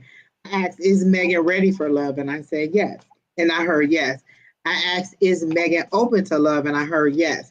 I asked, what is the obstacle that is keeping Megan from love? And they're saying you don't get out. So are you expecting a delivery man to be your love? Or somebody who comes to your house, or the repairman, because they're saying that you don't get out. So is that the issue, is that you're not getting out meeting people, or that you're not making yourself available physically, mentally, and emotionally? You seem to be ready for love, but physically, are you making yourself available? So that's what I got. That was the first 3 questions that I asked immediately about love. So that's what I got for you. Yes, you're ready. Yes, you're open, but you're not physically getting out. That's what your challenge is. And then the overall energy. So then I asked, well, what is the advice for spirit regarding you not getting out? And they're saying, say yes. Literally say yes to people when they say, hey, you want to go here? Listen. My friend who asked me to go to her Christmas party yesterday, I was like, hell yeah, I get to put on a dress. I'm absolutely going. And it's free food and it's catered. First of all, people, rich white people and accounting firms like to pay for drinks. Like they was throwing them drink cards out like, here, have another one, have another one. They do not care about you getting drunk, and they do not care. And let me tell you, they gave out some good gifts. They gave out a 75-inch TV. They gave out one of them Cuisinart air fryers. They gave out an Apple Watch. They gave out AirPods. They gave out an iPad. They gave out Southwest gift cards. They gave out Ticketmaster gift cards. When I say they were giving out some stuff, honey, it was prizes flying everywhere. And even if you didn't buy a raffle, when you got to your seat, there was a raffle ticket on there. So you still had a chance to win, even if you didn't buy a ticket. And then they did the raffle and they gave all the prizes away. We had drinks everywhere. The food was good. The dessert was good. It was a really nice venue. So listen, I say all that to say, if you need somebody to go to your Christmas party with you and you're in Arizona, listen, give me enough, let me know, and I will put on one of them dresses and I will go. I'm not opposed to just meeting you, and I don't even have to know you. Like, oh, I'm here with and look at my card and be like, Bradley James. He invited me to his Christmas. I'm his +1. Let me tell you, I will go to a party. I love a party. I put myself out there. I'm being open and I'm being available. So that's the first thing I got for you, Miss Megan. Are you available physically to find love? Your spirit seems to think emotionally you're ready and that you're open, but physically you're not out there putting yourself out there. So that's what I got for you. So what do you guys have for Miss Megan regarding love? Curly Girl said Tipsy Tarot. Girl, you ain't never lied. I have sexual healing. Exactly, Crystal. Every party. I'm just dropping in like, oh, y'all need a +1. I'm there. So it's basically sensations and presence. The truth can only be distilled from your performativity when you get out of your own head. So that looks like sensual self inquiry, and for no other reason to understand, to please oneself. So trauma lives in the body, but so do endless wells of strength, joy, and deep satisfaction. Do a body scan and you'll see there is wisdom in your body, in your pleasure body, in your mind, and your soul. There lies the potential for deep healing. This healing is your birthright. Know yourself before you expect somebody else to know you. All right, Miss Sheri, you can go ahead for Miss Megan. Okay, Miss Megan, I got a king of clubs, a 5 of clubs, and a 6 of spades. And the king of clubs is a person that is like a judge, a father, a wise mentor, an authority figure, is very stern. And then the 5 of clubs says it is encouraging times abundance, and the hard work pays off. But the 6 of spades says it's like the devil card, temptation or bad decision. So I think and it resonated with what Angie was saying, is that you sit at home and you wait. Like in the past that you've had this person, this judgy person in your life that has created like heartache, or you felt you've made these bad decisions, and now you don't want to make action on these decisions. So you're sitting at home thinking, well, Mr. Wonderful is going to walk in at any time now, but he's not. So don't judge yourself too harshly for making quote wrong decisions. He wasn't a wrong decision. He was a lesson. Flip your script and change your perspective on who he was or what he was, and learn from what he was, and learn not to choose that same pattern. And so that's what I'm actually hearing. And that's why I'm hearing that's why you sit at home and wait. So stop waiting.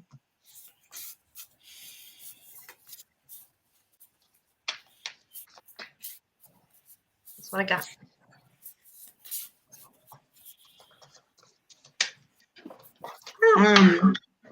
So I asked for an overall energy for Megan regarding her love, and I got the Page of Swords.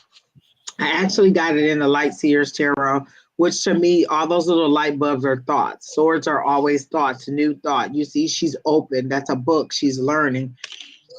So pages are always bringing news.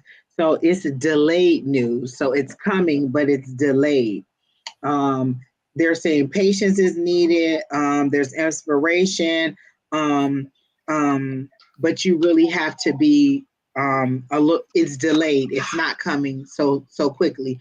So your love for me, that means the love is coming, but it's delayed. You have to ready yourself. You have to make yourself available physically, mentally, and emotionally. You've made yourself available, but you also have to make yourself available physically. And so that's what they're saying. Until you're ready to make yourself available physically, opening out and about and being consciously aware and saying that I'm ready, there's nothing going to happen. It's going to be a delay. So that's what I got for you, Miss Megan. You're not responding or telling us anything. So I'm assuming that you just thought that what we said was okay, or you thought that we were going to see some big hunk of a man. But literally, it's more like when people say love, we just ask for love. And so in this way, they're saying that the love is on you. Self-love, accepting yourself for who you are and wanting to move forward. I don't see any romantic partner like I'm asking in the next 30 or 90 days. And I'm like, no, I'm not seeing any romantic partner, because it's still you readying yourself to be loved. And so the thing that I would ask, and this is what I've been telling people lately, is ask spirit or ask your guide or whoever your higher power is, whoever you pray to, what do I need to do to be ready to receive love? What do I need to do to be ready to meet this person? How do I mentally, emotionally, and physically prepare myself for this new love? Because it's coming, the news is just delayed. So how do I get the news from being delayed to back on track? So you can always ask your higher power. And so that's what I'm getting, is that you need to ask your higher power. I'm literally not seeing you meeting anyone in the next 90 days. unless you are focused and moving yourself forward. Okay, so who's next? Or everybody went, right? Yeah. Okay. Now, Terry T, you say you know the tarot of sex magic. I do not, but I know someone who does. Her name is Hoodoo Hannah. She does hoodoo and sex magic. I heard about the manifestation sex magic. I might look into it, but I don't know if I'm gonna study it like hardcore. Um, I don't know if that'll be one of my strengths. I'm still learning this, and spirit really talks to me through cards a lot. But yeah, I do follow somebody who does do the sex magic, and she is known as the Good Pussy Witch, Hoodoo Hannah. She's amazing. Hoodoo is a very, very beautiful sexual, self-sensual magic. I just took a class. John Bill Clinton said, "Now you talking." Yeah. I just took a hoodoo class. So it was amazing. I really, really enjoyed it. So if you want to take just a quick 6-week class or a 5-week class, Alicia, it's online. I can let you I'll give you the information. Hoodoo Hannah. She is, because she talks about the orgasm manifestation.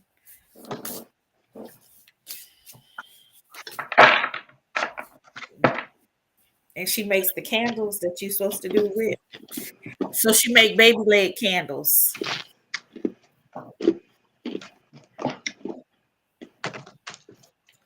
It's very interesting.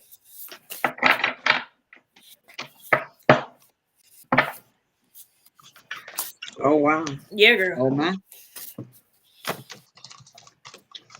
Exactly, Terry T. Exactly.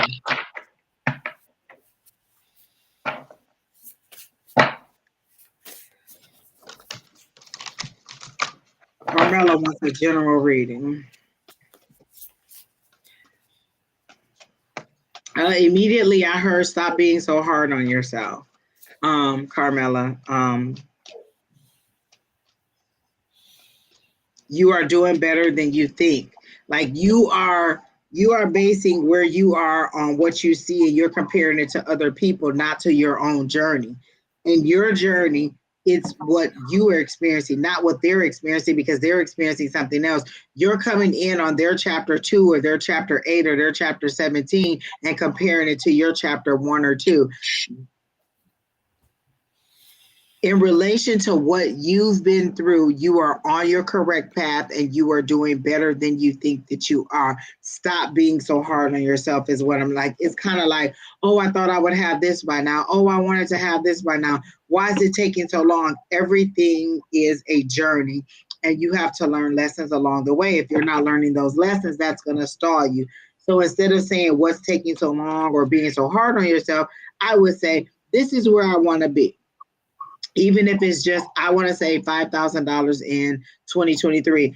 How do I get from where I am now, this $100 in the bank, to $5,000 at the end of 23? How do I do that? What decisions do I need to make? And then watch.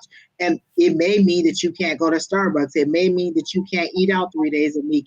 It may mean getting a second job. So what they're saying is stop being so hard on yourself and compare your journey to its own self, to your journey, not to my journey, not to Alicia's journey, and not to Sheri's journey.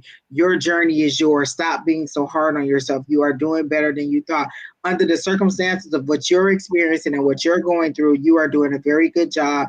You are open to suggestions. You are open to spiritual criticism from your guides, and you are seeking assistance from your higher power. They're saying allow us to work, but you need more one-on-one time with your higher power than just you deciding, oh, I'm not doing a good job. What the hell am I doing wrong? It's also in the way that you structure your questions or your comments about what your situation is. And so what we've all learned is life and death is in the power of the tongue. However, I speak on it, and that's what I'm calling into me. So if I want abundance, then I need to call in abundance. I believe in infinite abundance and all of my wants and needs are met. Or I believe in marriage and I think that I will find, and I know that I will find one that will last a lifetime. Like, you decide what you want to say, you speak those things over your life. I know that my situation is improving every day. I know that the decisions that I'm making are for the better, for overall, for my betterment. So these are the things you need to speak over yourself and understand that. And I also posted some videos that were just affirmations that I listen to every single night before I go to bed, so that when I wake up in the morning, I am in a better mindset. So that's what they're saying, is stop being so hard on yourself, for one. And so then you guys can go ahead, because that's what I got for Miss Carmen.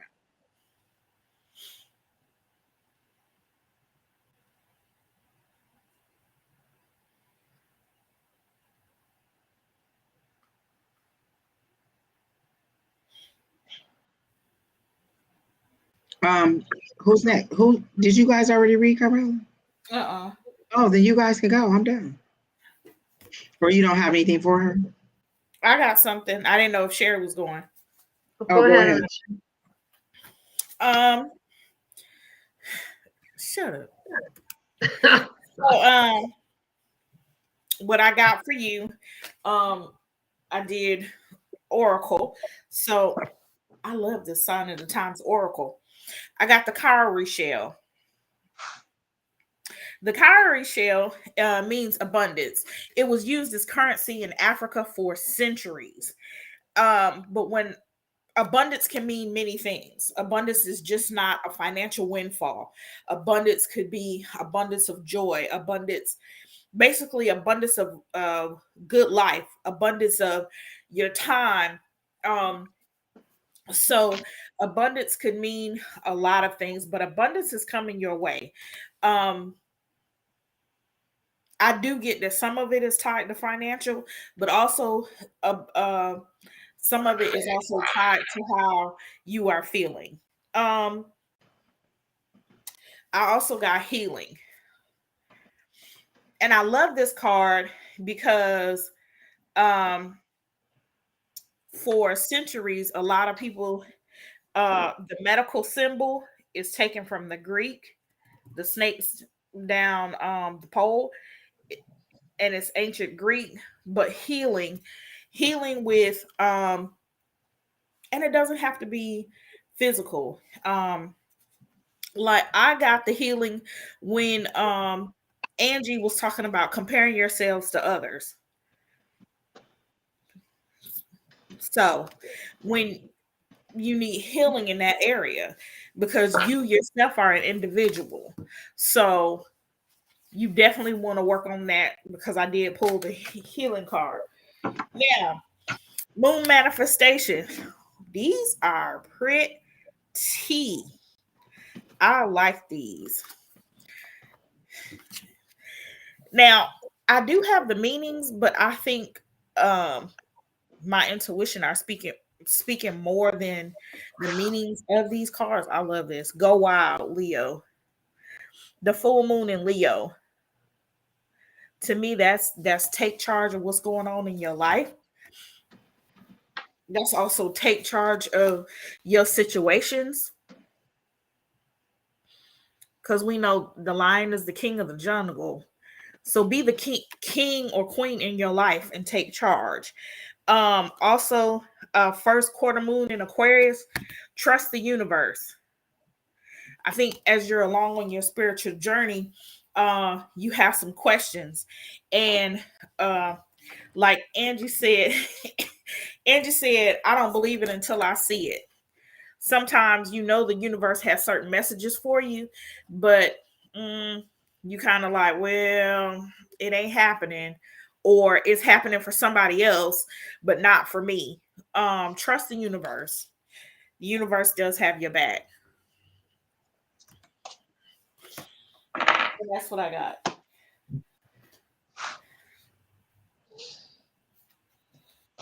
I'm like, can somebody just drop me off some boxes? I just looked up the boxes. I guess I gotta go pick them up myself. Where you at? Home Depot. Home Depot got moving boxes. I know. So does Walmart. Oh, sometimes I probably got them too. Let me see. Oh, U-Haul does too.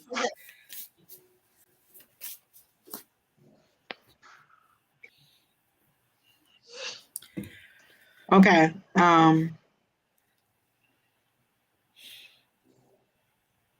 Boxes as my housewarming gift? No. Are you ready, Sheri, or you want to move on? I don't think that my cards really. It's just so off compared to what you guys said. So I'm a little. It could just be a different aspect. Right. And it's just, she said general, so it could, I mean. Okay. So I was told to use my Kitchen Witch Oracle cards. And I pulled seaweed, which is protection, black pepper, which is banishing, and nettle, which is caution. And I was seeing that she's holding her heart and like protecting her heart and pushing everybody away and being cautious about people coming in and allowing herself to love or be loved or expressing love and moving in that manner. And there was a lot of hurt and a lot of pain. I don't know. But it's like it's an intention. Well, she's not responding to tell any of us if we're available. So I don't know if she's saying that we're right on the point or we're not, or it's just not. So I'm assuming that some of what we're saying is good. So okay.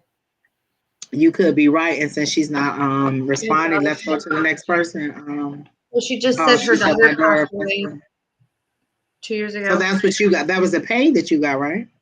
Yeah, so it's like an intentional thing to just not let this go. Like this is mine and I'm not letting it go and nobody's going to get in here with me because they don't understand. Like nobody understands what I'm going through. But unfortunately, there are people that do understand. Well, you know what? That may be true, but that's how I feel about some of my psychic abilities. Like people don't understand to the degree that I hear or to the degree that I see. And so when I try to explain it to them, like for a long time, people would tell me, oh, you can't hear to that degree. You can't see to that degree. You can't receive messages to that degree.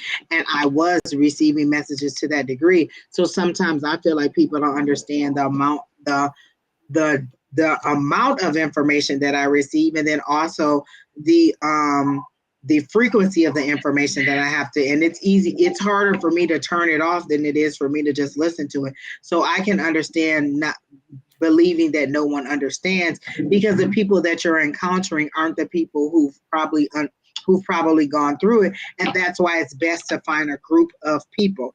That's why our community for us works for me, because it's a group of people who are on the same mind as me and they understand the difficulties we're receiving. So what you need is a support group of people who have had that kind of loss and who can tell you what their experience has been, because maybe they just don't regular, some of us who have not had that loss may not understand.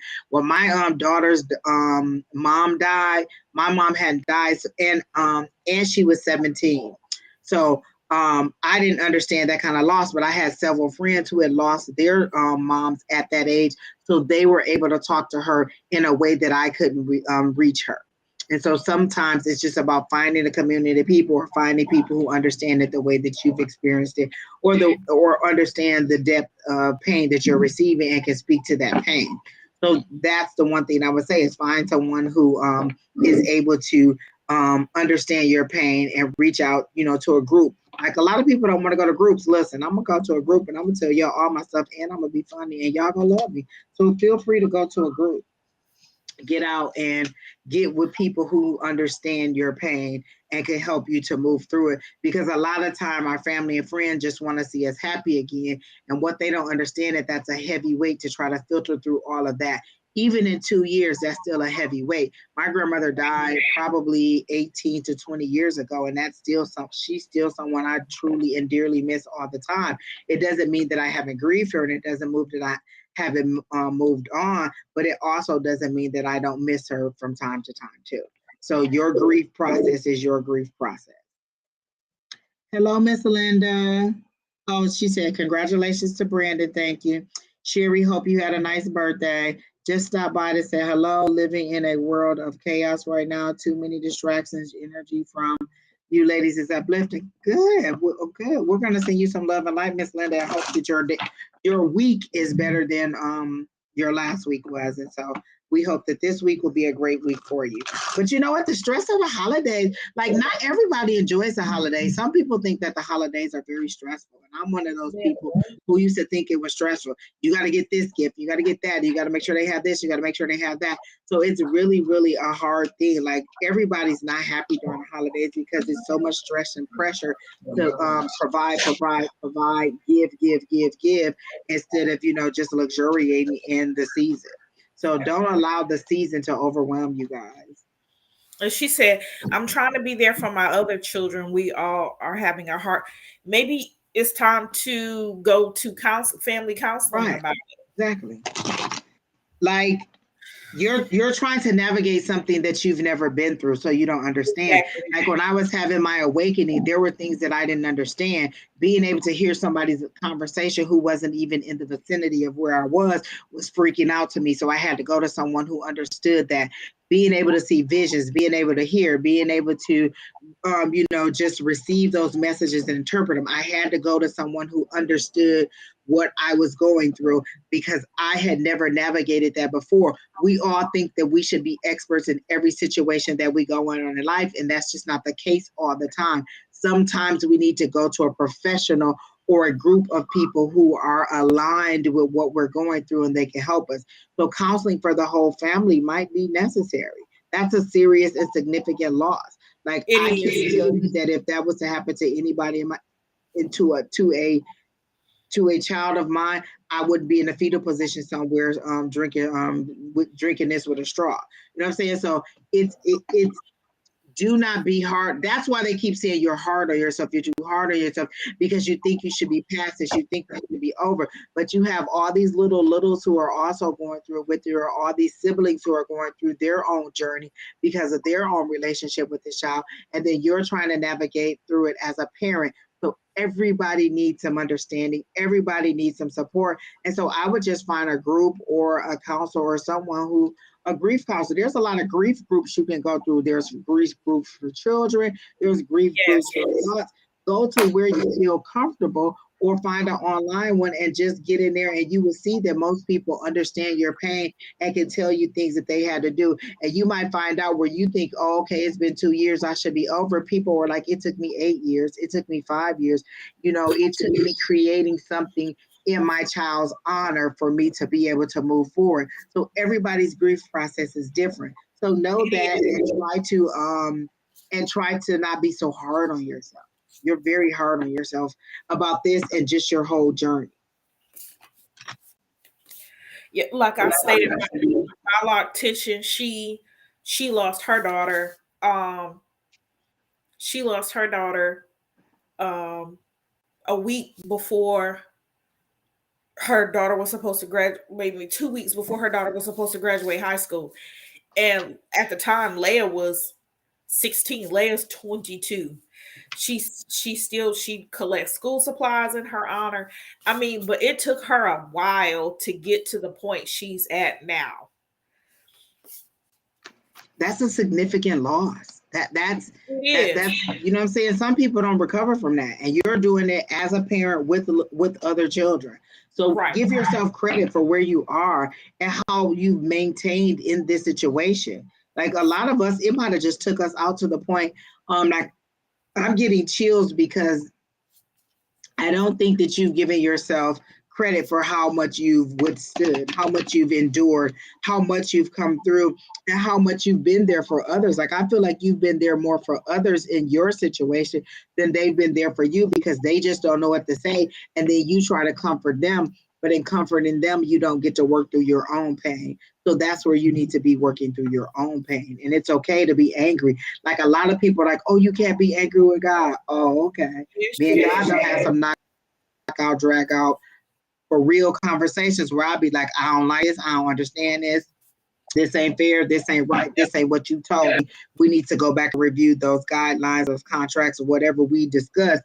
But this ain't it, and we ain't moving forward until we get this. Listen, a come to Jesus meeting for real. So you may need to have that discussion too, but don't be ashamed of feeling angry, feeling frustrated, feeling overwhelmed. It's okay, and it's expected in the situation that you're dealing with. All right, Miss Carmela. So I hope I'm sending you love and light and hoping that everything in your life starts to make a turn for the better and that you find that release. You know what I'm saying? When the full moons happen, you can ask for a release. I just want, and you don't have to say release of her, because a lot of time we hold on to the pain because we just don't want to let that person go. If I hold on to the pain, at least there's something tangible that I have of this person. I can hold on instead of converting that pain to a joy, and then you still have that person. So what you haven't done is converted your pain into your joy. So find a group that'll help you convert your pain into joy, and then you can go ahead and move forward. All right, so who's next? Abigail.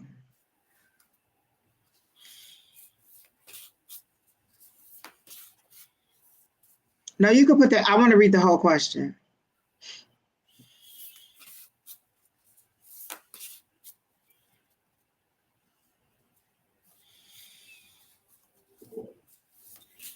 Okay, so let me say this on the second half of the question. That is not. There's nothing you can do to make your child's father be the parent that he needs to be. And when I say that from experience. I was that parent who was, you know what, whatever he did at school, I would give give him notice, like, oh, okay, he's getting a award, he's getting this, he's getting that. I will make sure he had all that information. I was getting the emails. Oh, he's getting an award for this. Oh, he has a game here. Oh, he has a concert. I was that person that disseminated the information to make sure that you at least could make the right decisions regarding your child. I was the person that would tell you this is what his needs are. If you step up to the plate and you offer to assist in that. Then I got to the point where I was like, I don't need to teach you how to be a father. You know what a child needs. You know that you get a haircut, so then you know that your child needs a haircut. You know the children need shoes. You know the children need food. You know the things that a child needs. And so why should I have to tell you when those seasons are? School is about to start. He needs school clothes. He needs school supplies. He needs lunch money. He needs a haircut. Christmas is coming. These are the things he needs. They're about to start school the next month. So I shouldn't have to give you those milestones. As an adult, you have a mind, and then you can be a participant as much as you can. I was basically forcing my child on someone who obviously didn't want to be a part of their life. Yeah, he attended, but if you're not going to put any effort in to try and be there for your child like I did, then why should I make it easier for you? So you cannot make this person warm up and be a better father or be there for their child. Either they have the desire to do it or they don't. There is nothing you can do. That's like saying, how can I get Angie to love eating cooked carrots? You can't make me do it. You know what I'm saying? You can try all these recipes and I can decide whether I want to or not, but you can't make anybody, and not necessarily say make, but encourage or anything. He either wants to or he doesn't. And then, and in my situation, if you don't want to be a part of my child's life, then more better to my child, because maybe he'll be better off without your ass. And not to say that I was antagonistic against it, but I was not going to force my child on someone who was not ready to receive him in that way. And so that's the first thing. And then your second part of your question was, what steps do I need to take in order to be a good parent? That's the thing that you ask Spirit. What steps do I need? What guidance do I need to be the parent? This is the parent that I think I want to be. How do I become that parent? How do I nurture my child? How do I make up, how do I make sure that my child is emotionally balanced, physically balanced, spiritually balanced, without overwhelming with my own beliefs and my own thoughts? So that's the question you ask Spirit. I can give you a lot of general information on what you need to do, but essentially that's the question that you ask your higher power. And as I ask that question, they're saying just live it day to day. There's no roadmap. They give you this whole ass baby when you leave the hospital, and you just got to go home and take care of it. They don't give you no instruction kit. They don't give you no manual. They be like, here you go, and there you go. I got to figure out when to feed it, when to change it, when to wash it, when to put it to sleep, why it's not burping, why it's spitting up, why Why you know what I'm saying, is why the tummy all constipated? tight. You got to figure all that stuff out. So that's when you have a village of people. My first week that I had my baby, listen, all I did was breastfeed and go to sleep. Like, oh, breast sleep.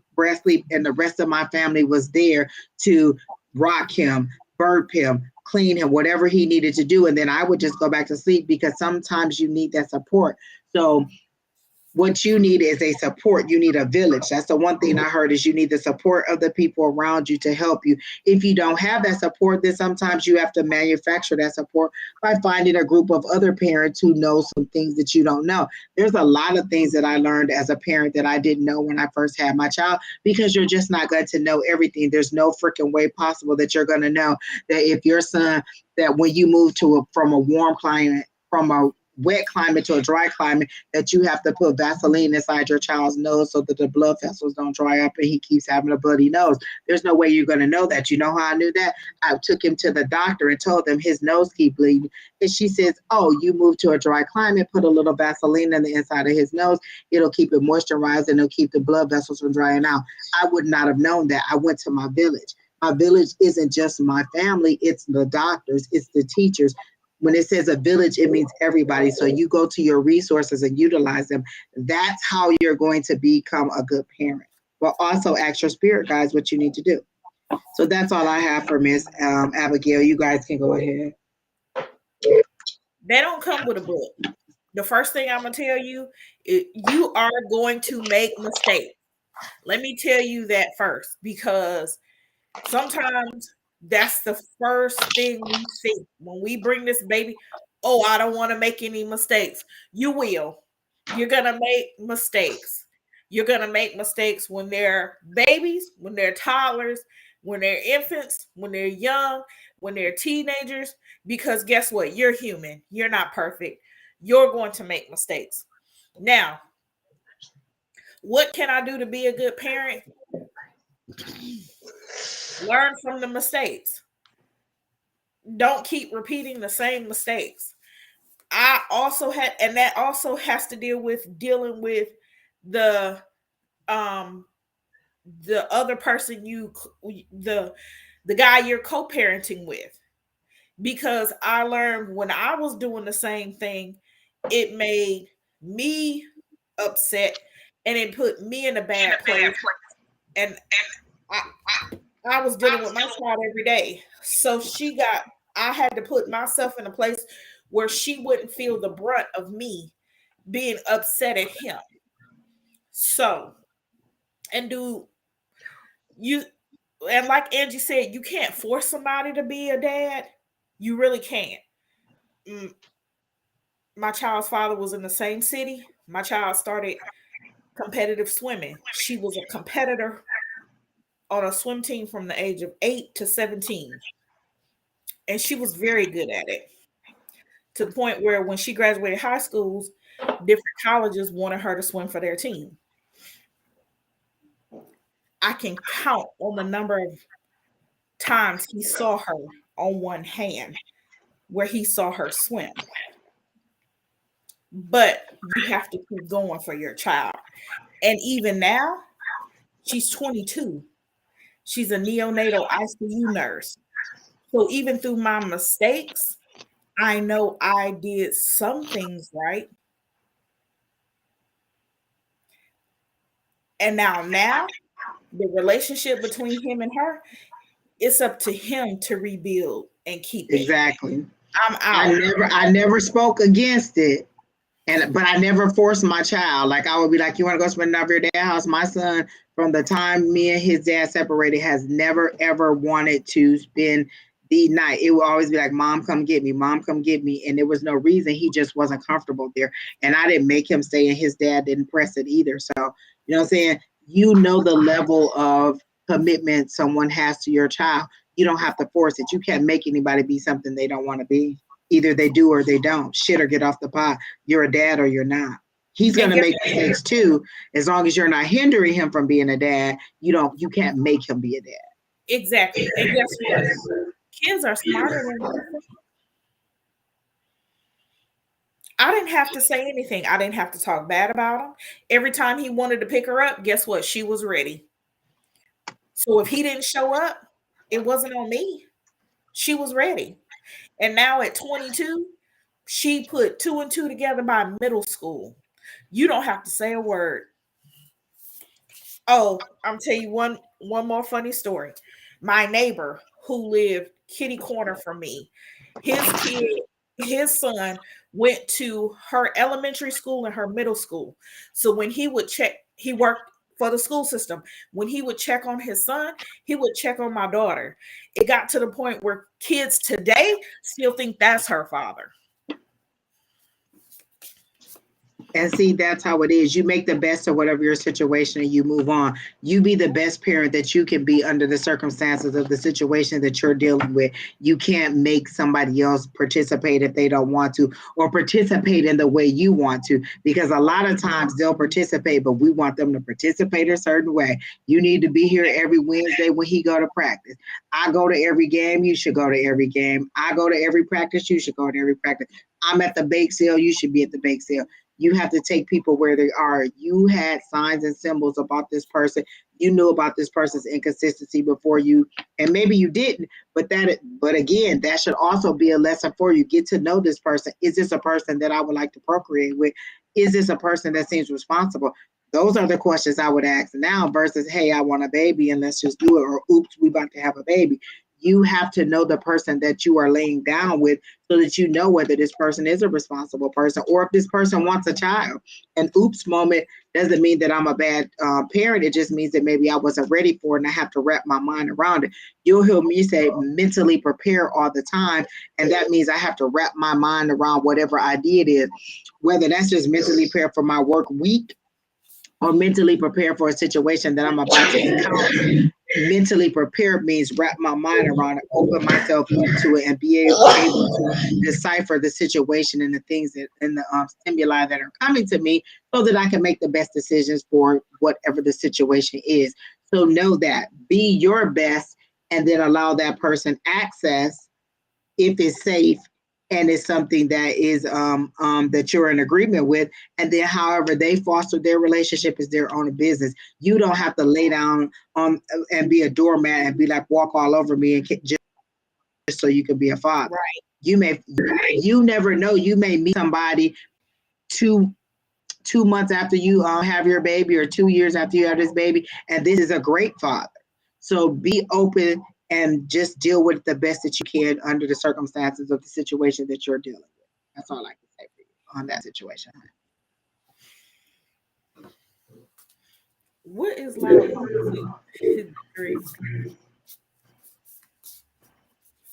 Y'all have 20-year-old. My baby is 22. He said maybe it's the soup talking. The loudmouth soup, that liquor. Listen, I don't even want to tell you, Terry T, how vain it was, because while I was talking to Abigail and giving her that last message, I was looking at how golden brown I look in this light, like, oh my God. You know, the sun done went down a little bit, so now it's just a little light from the thing. And I'm like, dang, Angie, you look nice and golden brown. All that walking outside that made your face all brown. And, you know, you got that nice little glow from that little boop, boop, boop of spray you put on. So I'm just saying, Terry T, I feel you. We're on the same page. We do look good right now. Yes. You're welcome, Miss Abigail. Oh, Sheri, did you have anything for Miss Abigail? Sheri trying to sober up. I've been sober. Terry T, Sheri is very much a Red Bull person. Energy drinks. That's worse than I was spending a heavy amount of money on energy drinks. Like, Red Bull is good, but they are expensive.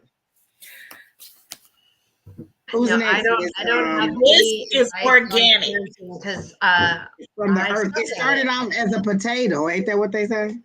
It's organic, vegan. Yeah, I'm on a 21-day vegan challenge. It's vegan. So one meal a week is vegan. So all last week, 1 meal was vegan. Now this week, 2 meals will be vegan, and then next week, 3 meals will be vegan. Oh, that's good. Curly girl, let me tell you, I used to hate Red Bull when I first tasted it. Then I had it again, and I thought it tastes like cream soda to me. I just loved it, the regular one. And I was, for a minute, I was listen. It was costing me a grip. Like you'd have thought that I had a problem in this way because them Red Bulls ain't no joke. When you been there, like, yes, let me get a week's worth, and it'd be like $40. Hold on, people, wait a minute. Red Bulls cost a lot. If this is my only vice. That white berry coconut sure do have a chokehold. Is that what that is? This is fig and apple. That's the new fall. Oh, okay. Let me tell you what had the lock on me, that watermelon from the summer, that watermelon. Oh my God. And then Sonic had the nerve to have a watermelon Slurpee, a Red Bull Slurpee. I used to be in there like, you know what? I can't stand them. Give me one of those Slurpees and shut up. Give me that Red Bull Slurpee and shut up. You took like And then cardamom if you order, like watermelon. yeah, but if you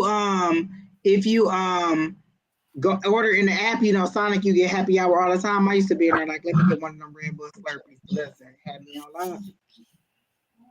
All right, Miss Curly Girl, what are you saying? May I have a reading?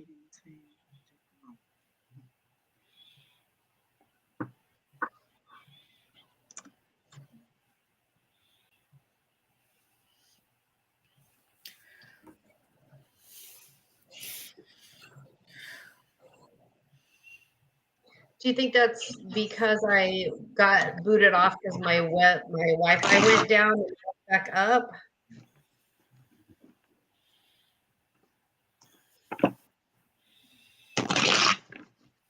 Miss Honey, Miss Curly Girl, as I read that, I said what I heard was, if this was your daughter, because sometimes I have to put this in another perspective of people.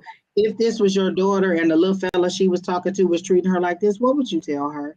Would you tell her to wait for him to come back? Would you tell her to just sit there in her sorrow and wait for somebody who's obviously not thinking that she's special enough? That's what you need to think about. If this was your daughter, what would you tell your daughter about Javon? Is Javon worthy of your daughter's time? Because if he's not worthy of your daughter's time, then he's not worthy of your time. Or if this was your sister, or if this was your best friend, what would you tell them?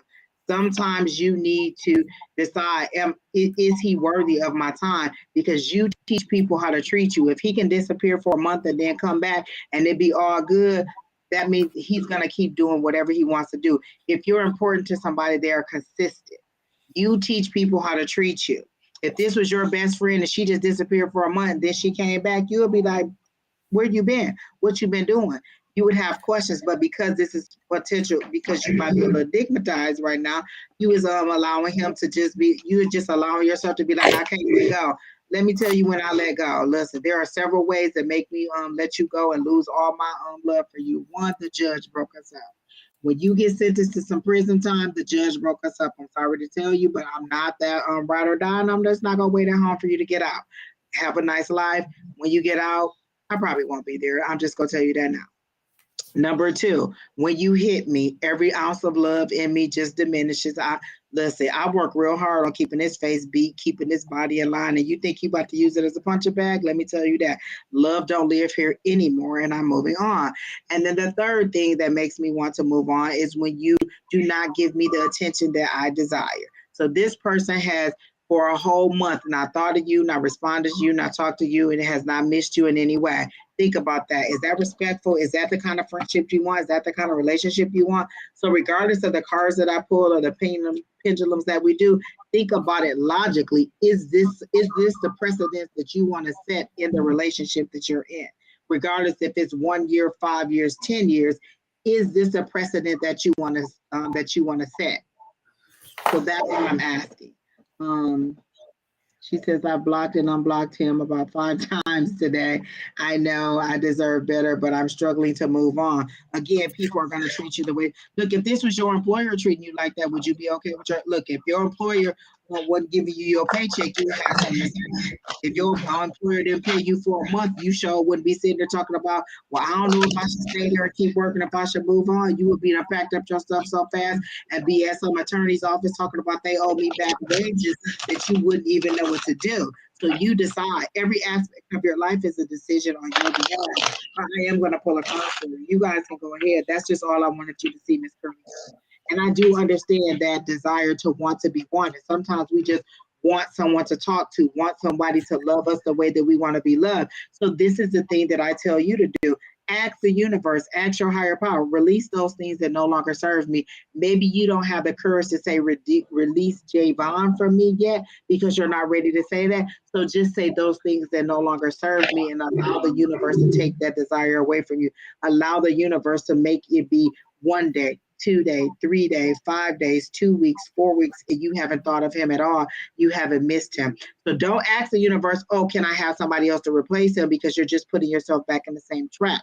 What you want is to release him, to heal yourself, and then be a healed person. If you met you, are you somebody you would want to date? Are you emotionally stable enough for somebody to want to date you? So that's what I tell people. Are you somebody you want to date? And if somebody was asking me, hell yeah, because I'm funny. I like to go out. I like to drink. I like to have sex. I like to watch movies. I like to do all kinds of stuff. So I'm a very nice person to deal with, and I cook if you're nice to me. That's all I'm just saying. So you guys can go ahead on this curly girl.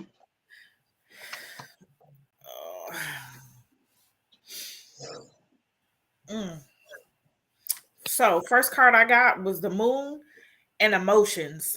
Basically, and it resonated once it popped out once you said I unblocked him 5 times. Today. It's time to keep the block on because emotions are fickle. Because like you love him and you care about him, but his actions are saying something so different. And like Angie said, what would you tell your daughter? And what if you end up procreating with this person and he just disappeared like that? That means you got to raise a child by yourself. You have to look at the totality of the circumstances, not just, oh, how is he as a boyfriend? What if we slip up and boop, boop, boop, now we pregnant? I already know based on the way that he treat me that he's not going to be a good dad or that he's not going to be, available for the child. So think about that when you're making these decisions based on what he's doing. And if he's been away for a month, what you think he's doing and who you think he's doing it with? Let me tell you something. My niece is pregnant. And I went to try to get, I said, okay, I'm going to get her stuff that the baby needs. A box of diapers is $40. Jesus Christ. I had to clutch my chest. I said, ooh, I'm glad this. You got to buy them for about a year at least. At least. Let me tell you something. I'm so glad this factory is damn dried up, closed, burnt up, and gone. I'm too old, but anyway, the other card that I drew, you ain't too old. It came out of my African goddesses. And this, I was kind of perplexed, but then again, I'm not. Somebody's close to you, that they passed on, and this card is divine lineage, Sarah Lakali, and basically, the person who has passed on, your ancestors, they have given you signs. They are trying to protect you, and they are around you, and they keep giving you messages and signs, and they keep saying that girl hard-headed. This is not what your ancestors want for you. They are around you. They keep giving you signs. They keep trying to whisper in your ear, and I don't know if you're paying attention or not, but this is the divine lineage card, which means your ancestors they're trying to protect you before you do have to get bottles of formulas or have this person. She's talking about $40 for a box of diapers and you got to buy that for 12 months, honey. Every single month you got to buy that. Plus at least 12. You know what I'm saying? That's the minimum. Some people have their kid potty trained, but That's the minimum that you gotta buy. And also daycare costs almost for a newborn is like $250 to $350 a week, honey. So get your calculator out and get to calculating that $1,500 that you gotta pay. And then when you want to go somewhere and you can't go nowhere, and we're not discouraging you for having kids, but I'm saying listen, I wish I had made better choices than the person I picked for my father, because let me tell you, let me tell you. Just don't do it. And you said his actions are non-existent. So you're waiting for somebody to come back into your life and just treat you like and just be non-existent again. You want him to come back. I know it's the holiday season. I can tell that it's the holiday season and wanting that love and wanting that romance. Miss Sheri, go ahead. Oh, Alicia, were you done? Yeah, I'm done. Go, Miss Sheri. So I oh my gosh, I got like so much. It's this. I got a couple of things. One, you don't like to sit alone, and like you don't want to feel like, well, why wasn't I good enough? So if he's not with me, he's with somebody else. So why wasn't I good enough? You got to get out of that. That's not about you. That's about him. That's a him. That's a him. Right. So you're not loving yourself enough. So I'm getting that right here. Like, you need to love yourself enough. You're putting your value on what somebody else thinks of you as opposed to what you think of yourself. And I'm also getting this, like, you need to meditate. And I'm horrible at meditating. I'm not the person to tell you to meditate, but I am the person to tell you that self-love is super important. And I didn't realize that for a very, very long time. And now I realize that it is so important to not only like yourself, love yourself, but be in love with yourself. We fall in and out of love with ourselves so much.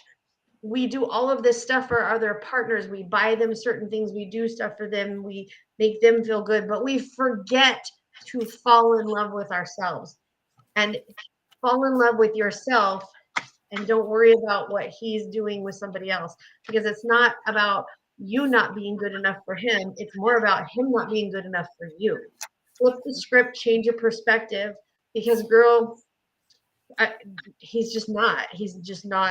I asked my pendulum if he was your soulmate or twin flame, and they said no. He's just a lesson. He's a lesson for you to learn that you don't need this. I did pull some cards for you, Miss Curly Girl, because all the information I gave you was just common sense stuff. But the first card I got, then it flew out like it wasn't nobody's business, was that Eight of Cups, and that's walking away. You are mentally preparing yourself to walk away, and mentally you walk away over and over and over. You've had the conversation with him in your head 50 times. This is what I'm going to say when he texts. This is how I'm going to be. And you keep changing it and changing and changing, and that's okay, because sometimes you need to walk it out in your head and be prepared for it. Because if you're not prepared for it, and then he just come up, all the emotions start rushing, and just like all their blood rushed down today, you know what? All your blood rushed down there too, and then you are tingling and want to be touched and kissed and hugged, and it don't take much for him to be on top of you again. So what I'm saying is, be prepared. You can continue to go over them questions in your head, or you can block him and move on. Let me tell you, my block status is long. Verizon be like, her block list longer than her contact list. Listen. Then I get the next card is clarity. This is that ace. This is that ace of swords. This is you going back and forth. Like like this says new ideas, new plans, intellectual ability. You're having a hard time with it, because I'm surprised there wasn't a cup card. Oh, there is a Knight of Cups, but it's in reverse, because you're letting your emotions override your logical thought. You know in your head he's bad for you. You know in your head he's disrespectful. You know in your head you wouldn't want to describe how he treats you to your best friends or to anybody else, or have him treat your daughter like that. You know all these things in your head, but your heart wants what the heart wants, and your body wants what it needs, honey. So you got a double bam, bam, wham. Thank you. I need some today, man. So that's where you are wanting something that is not good for you. So you're trying to be in that new thought, but you're letting your emotions override it. So then I got the 8 of Wands, and I normally don't read reversals, but yours came out in the reverse. And what they told me is that you're stalling the information from coming. It's like it's coming. One of you said that her ancestors or somebody in her past was trying to reach her and help her. That was Alicia. This is that information trying to come for you. It's in the reverse, but it's like you have a shield up to receive the information and the clarity that you need. But as soon as he come around, you just let the shield down and you just fall on out and lay on the ground and let him walk all over you. But when you ask spirit, and when they start sending you the information, you start doubting. Now you want to doubt. Oh, that can't be spirit. That can't be my grandma. That ain't why I'm thinking about apple pie because it's my grandmama. Your grandmama like, look, I made your apple pie. I want you to know that's me, and don't you do it, girl, because I will push you down the flight of stairs if you go back to him. So your people are always trying to talk to you. When you have those songs, this is what they're saying. It's in the reverse because you're not receiving it or you're discrediting it as, oh, that's not what it means. That's not what it is. Sometimes we have to be honest with ourselves and say, hey, but what you are saying, I admit, I know that he's not right for me. I know I should move on, but I want. Sometimes people want somebody in the bed with them. Sometimes people want somebody to accompany them to the movies or to go out to eat with or to laugh with. But are you really getting that when you're together? Or is it just a longer period of time that you're dealing with the situation you're dealing with now? Is it that much better when you're in connection with this person than when you're not in connection with that person? And then the last thing I got is the Knight of Cups, and that's that passion coming in. Normally, that's that romantic proposal, that offer, that invitation coming your way. But yours was in the reversal. Yours is in the reverse, and that's unrequited love. That's you giving out love that is not being received. You wanted a little bit more than this person. I feel like this person has told you that they didn't want to, or that they just want to kind of, have a sexual relationship, or that they just kind of wanted to be friends with benefits, and they told you this, and you were hoping it would be more, and it never did turn into more. So this is that unrequited love. This is the reason that you're not, that it's not working out for you, is because it's just not what it's supposed to be. Sometimes you have to learn the art of letting go. And I know it's hard, but again, you speak that life into you. You said, I know I should. Why don't you just say, I release those things that no longer serve me, and allow the universe to remove that from your heart? So there's nothing that we can tell you regarding this. You have to decide that you're ready to move on, and then speak those things into existence. Speak about it. Speak about it. Yeah, you went through the pain. Yeah, you want to be with somebody, but then maybe you should say, I want to be in love. I want to spend some time with someone. How do I get from where I am now to finding that love of my life, or finding the person that I can have my future with? And then that may be the universe taking some things from you. You speak what you want and ask, how do I get from where I am now to where I want to be, and allow the universe to take you on that journey. But be receptive to it. Understand when you're receiving messages, and acknowledge those messages and lean into it. So that's what I have for you. He says, I think he says what you want to hear, because he knows friends with benefits. I'm gonna tell you, it's friends with, that I want you to be my wife if I'm trying to pull them panties off. If my hand is up your dress and I'm trying to, of course I want you to be my wife. But if I'm trying to get out and go see this other thing on the side, I'll be like, well, I'm just kind of want to be friends. I don't want nothing serious. Oh, well, maybe we should just hook up every now and then. Depending on what I'm trying to get from you, I'm gonna change what I say to you all the time. Now, don't get me wrong. The Mercury Gatorade is coming around. So guess what? He gonna come back, and that's gonna be your test. Remember, is he a person that's gonna pay that $1,500 for that daycare? And let me tell you this: these new grandmamas is not sitting at home with them kids. So let me tell you this: if you think your mama about to be babysitting, she about to be at the casino. Like, honey, I'm not about to do it. So before you get out there and have a baby and think, oh, my mama's supposed to help me. No, she don't have to help you. You lay down and let Billy Bob, Joe Thornton just lay on top of you and make that child. Remember that. Listen, what you need to do is just go look how much a stroller costs, how much a car seat costs, and you got to buy stages of car seats. I'm just saying there's a totality to this that is affecting you, whether you just say, oh, I want to be with him. Look at all these things that he can affect in your life. Think about it. And he doesn't seem like a nice person. $1,500 a month, honey. Yes. Newborns in daycare, like under 6 weeks, or no, you actually have to wait till they're 6 weeks. They're like $250 to $350 a week, honey, per week. Every week, that's what you're paying them to take care of your infant child. And those prices don't drop until they're like one, potty trained, walking. All of that's a long time. That's 12 months of that 250, honey, to 350. And 350 is if you find somebody 250 is if you find somebody reasonable. It could be 350 or more at And a don't forget, reputable daycare you got center. to take diapers. They got to have a set of diapers at the daycare. They don't provide diapers.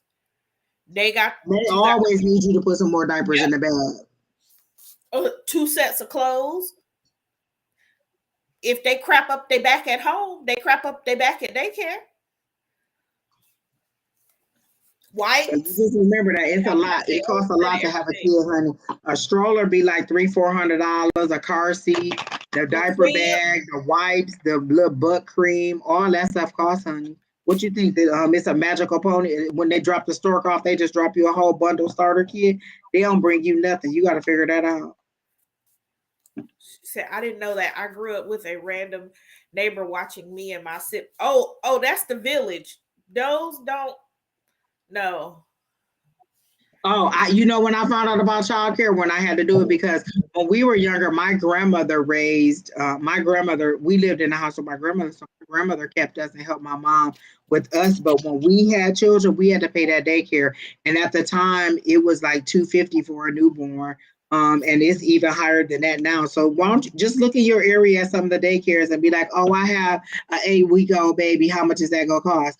Look at how much diapers cost. Look at how much formula costs. Look at how much, wipes cost. Just babies cost a lot. And honey, you ain't getting no sleep. And I love my sleep. Miss Angie don't like to be waking up in the middle of the night at 1:47 because you want a bottle. I don't know what to tell you. I don't know. I just can't.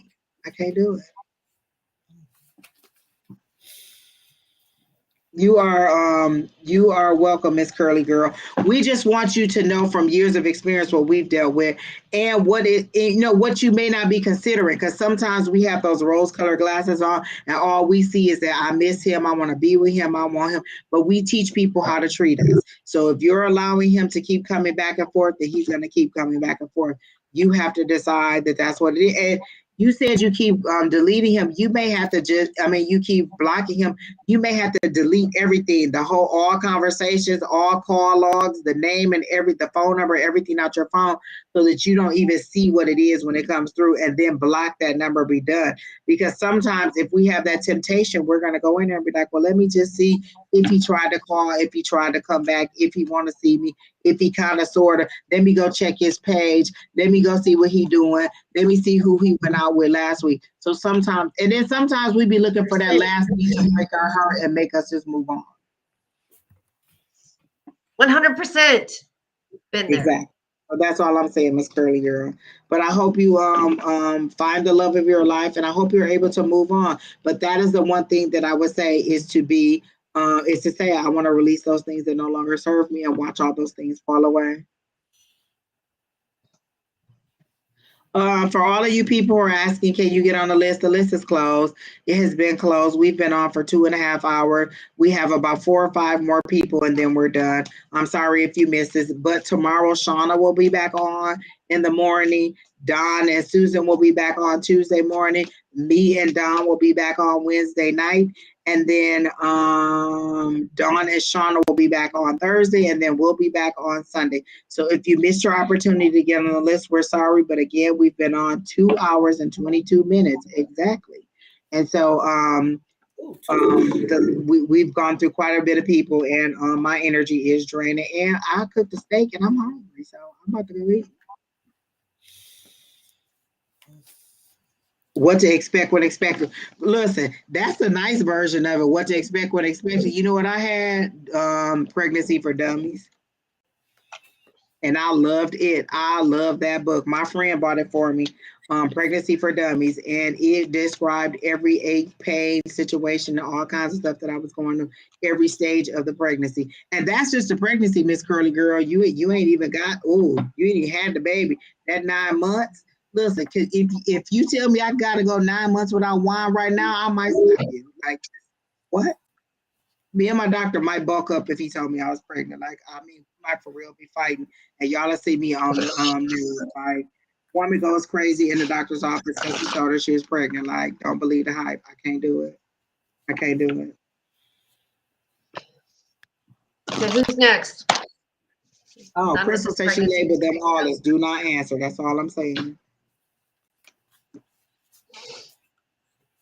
She said there's so many people she have no idea who it is.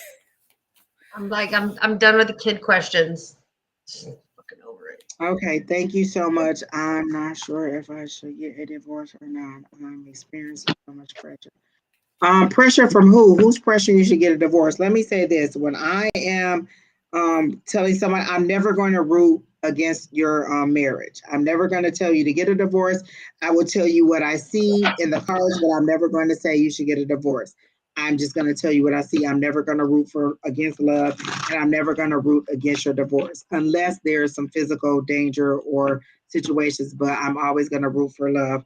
But in this situation, I will do a 3-card spread for you. But you guys can go ahead. Listen, go ahead and have some peach Chardonnay right now, Miss Curly Girl. Did you take shots with us? Listen. Peach Chardonnay. That sounds good, girl. Peach Chardonnay. What kind is that? That's what I'm talking about, some peach Chardonnay. There's so much financial. Oh, okay. Oh. Okay. So let me say this. Okay, go ahead. Sheri, go ahead. Okay. So I don't do marital advice. I don't do medical advice, and I don't do pregnancy or kids. So, but if you allow finance, mother-in-law, etc., to interfere with your marriage, then you're not holding your boundaries.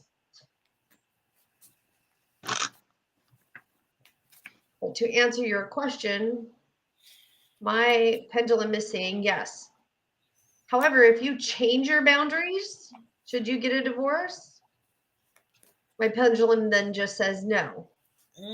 So if you're going the way you're going, yes. But if you change your boundaries and sit down with your husband and say, these are my boundaries, this is what our marriage should be like, and he agrees, it's a partnership, not whatever, then no. This is my thing on that situation. Your mother-in-law didn't just pop up and become a nuisance. She was probably a nuisance while y'all were dating, and you overlooked it, and you thought she would grow to love you. So you have multiple choices. You can either decide to stay in it and deal with the mother-in-law because she's not going to change. You can have this conversation with her over and over and over again, and she's not going to change. She's going to be there. So do you want to keep having this conversation with her? Or is your peace of mind worth it? Do you just want to move on and be done with it? That's what I'm saying. So you need to make that decision. Is my peace of mind worth this relationship, worth dealing with his mom, worth dealing with the finances, worth all of it? Is what I'm receiving from this relationship worth me staying in it? Or am I giving more than I'm receiving? Am I tolerating more than receiving? Do I just need to move on? Those are questions that you need to ask yourself, not asking us, should you file for divorce? Because all I'm going to do is do the pendulum. And based on the feelings that you have now, that may be yes, but you may be sitting in anger because maybe you just had an argument with your mother-in-law. She's getting on your nerves. And so that's the situation that you're in now. But tomorrow you may wake up in a loving energy and be like, I want to work for my marriage. So those are the questions that you need to ask yourself. Is what I'm going through, or is what I'm receiving from this marriage worth what I'm giving? And do I think there's a way to balance it out where it could be something that will make both of us truly happy? Because a marriage should be happy. It shouldn't be strife all the time. Has anybody seen that show, I'm in Love with a Mama's Boy, on Lifetime? Is it Lifetime? TLC. I haven't watched it, but I've seen the previews of it. Because when she asked her question, I saw, I think her name is Lila, Shahid's mom. And he's like Pakistan, but she does everything for him. So maybe I'm not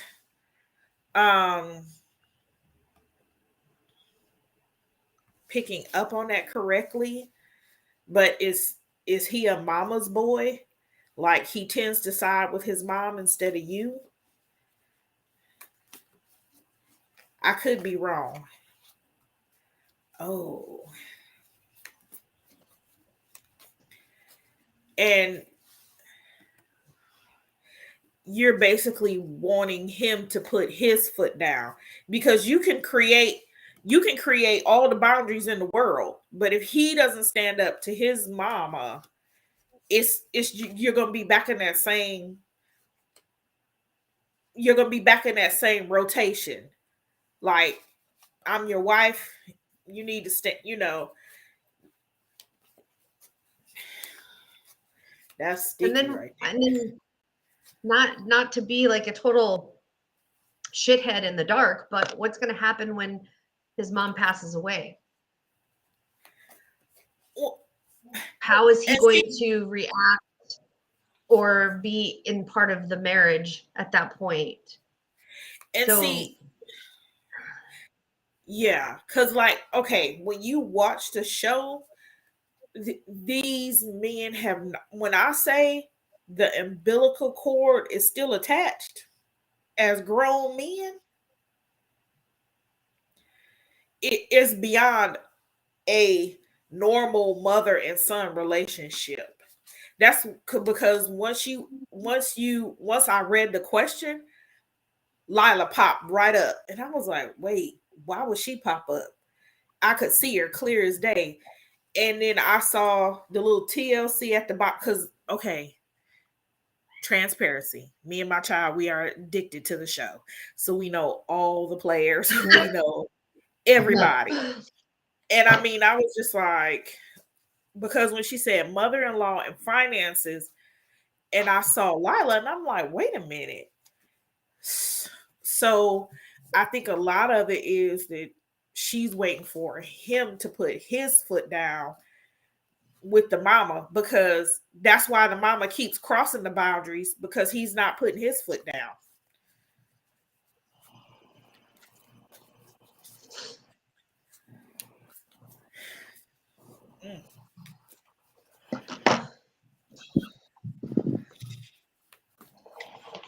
But that's all I got.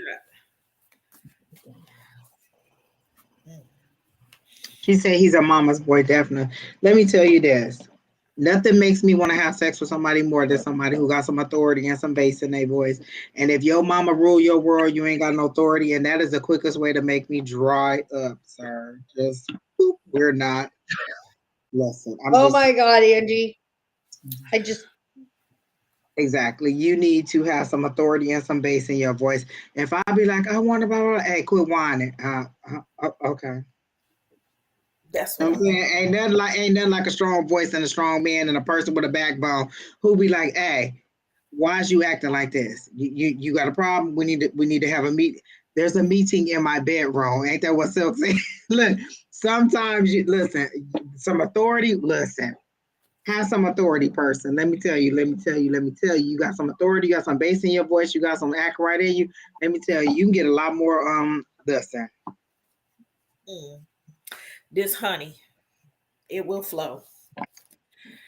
Ooh. But yeah, I think that's what it is. He, like, when you were talking about boundaries, she's waiting for him to set the boundaries, because he's letting the mama cross. Yeah, he's letting the mama cross him. But once you start setting your boundaries, like, look at here, the cookie jar, the lid is on. Look at here. The lid is on it, and it ain't coming off until all this is done. Listen, I'm telling you, put a little bass in your voice. Look, the panties just slide right off. Bloop. Oh, okay. I didn't even see that. Like, I'm just saying, y'all is dealing with these people. Listen, the best way to make me be unattracted to you is to be backpedaling, don't know how to make no decisions, him and hawing. Listen, some authority. Have some authority. Have some bass in your voice. I'm not dealing with a mama's boy at all. Listen, let me tell you what my son did to me. So I be on his computer all the time, right? All right, I drink a lot of water. So he gets into on his computer, and I done logged into Amazon and everything. He texts me while I'm at work and says, "Ma, I went and added all the items to your cart that I want to to build my computer, and so they in there. You just got to pay for it." Then he went and built another cart for all the pieces that he need to build the actual computer. Authority. He just like, Ma, this is what I need. Okay, that's what I need. You to get up and make some decisions. You to get up and have some initiative. My child be like, Mama, this is what I want to do. This is what I want to be. He be like, sign here, blah blah blah blah blah blah, and that's what I do because I've raised him to be very independent, and sometimes he's so independent it feels like I'm just living with another adult because he doesn't ask me for anything. You want someone who is strong. Yes, he was raised by a female, but he has the strength and he has a backbone and he knows how to make decisions and he knows how to get shit done, for lack of a better word. He just knows how to go out and get stuff done. So what you need is somebody who knows how to go out and get something done. Let me tell you, put the lid on. Say, look. Crystal said her fallopian tubes might fix themselves if you know how to act right. Listen, a nice little bass in the voice. Listen, straighten you right on up. That's all I'm saying. So I'm never going to root against love, Miss Bartman, but I'm not going to. I am going to tell you that you need to decide how you want to live the rest of your life, in turmoil with this old lady or in peace with somebody else. You could be fighting to hold on to this piece. You ever seen that one picture of Jesus and the little girl, she holding on to this little teddy bear and he got this big giant teddy bear behind him? You could be holding on to this love and it could be, and your other love could just be waiting in the wind and end up going to Susie Q because you still with Mr. Barton. Listen, you decide what you want to do. It's your life. It's how you want to live your future. But let me tell you what I'm not going to do. Be miserable and dealing with you and your mom and she and all our decisions. We go on vacation and she got to go too. Excuse me, Mama Bartman going too? Oh, okay. Let me tell you. Why don't you just take her because I'm not going? Look, why don't you just take her because I'm not going? They went to Vegas and the mama went. I would have been like, I'm packing big cotton panties the whole trip. No, you know what? It seems like y'all in love. Why don't you just take your mom and I'm going to stay here and go talk to the attorney? Well, first of all, we wouldn't have got married because a lot of this seems like it would have come up in a relationship and you just didn't decide to act on it. What they say, what your cup say, Alicia, that you turned on red flags pink. You made them pink. You knew it was happening. Because I think about some of the situations that I went go through with my son's dad, and I'm like, you saw these flags, you overlooked them. You thought that maybe on a good day with the sun shine brightly and he get knocked upside the head by an acorn that he might get it together, but he didn't. Yep. Didn't enough acorns. You need to shake a whole tree out on his head, and that's why he ain't act right. I'm just saying. Or maybe the whole tree. Exactly. All right, so who's next? I was going to say, who, Lord. Deborah D. Is that Davy? Is Miss Deborah here? Deborah Davy, are you still here? If you're not, then we're just going to take somebody else in your steed.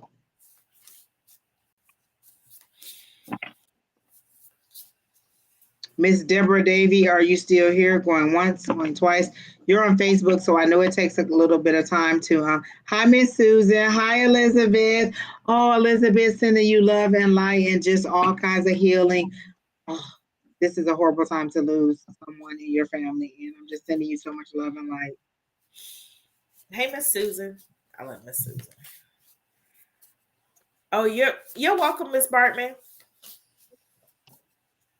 I don't think Deborah is in. I tried to message her. I went to elementary school with her. Okay. 6th grade. Valley Christian Elementary School, mind you. But I don't think she's here. Okay. Or is there another one or two people who are in here who might want something? We're approaching 3 hours. But if you guys, you know what, y'all, my steak is calling. So I mean, if y'all done. I'm done. Because I got to early this week is the Christmas party at work. I need my energy. Listen, people, if y'all need an escort for y'all, not an escort like that kind of escort, But if y'all need a +1 for Girl, you, wait a minute, how much y'all paying? Hold on. right? Like sugar baby. Listen, this hair don't pay for itself. I'm just saying. I got a cart full of hair that you can pay for, and listen. But back to the message at hand. If you need a +1 for your Christmas party in the Phoenix area, I will go with you. Because listen, all I like to do is put on a little dress. So that's all I'm just saying.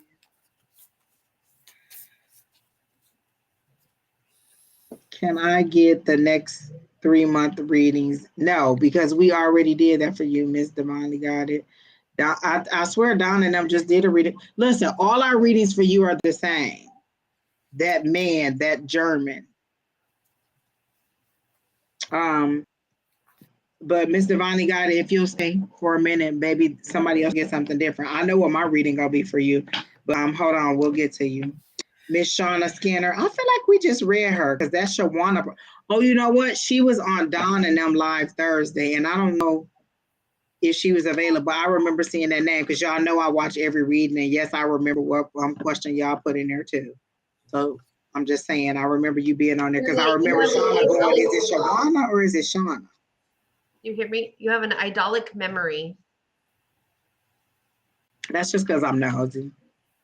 And I like to prove when people lying, like, that ain't what you said. I remember on the 13th, you said that it was Christmas, blah, blah, blah. That's all. Okay. Shawana. Okay. It's Shawana. Okay. So you want another reading. Do you remember anything that Don and them told you? Because I think a lot of people jump around from reading to reading and they don't remember any information. So they're just continuing to get the same reading over and over. But I'm going to give you a pass. What did you ask for? She didn't ask for next 3 months. Oh, no, she asked for just a general. Yep. I guess a general. Okay. Miss Shawana. We're going to take Miss Shawana, then we're going to take Divinely Guided, and then we're done. So did you pin Divinely Guided, Crystal, and then we're done after Miss Divinely Guided? Shawana. If you guys have anything, you can go ahead.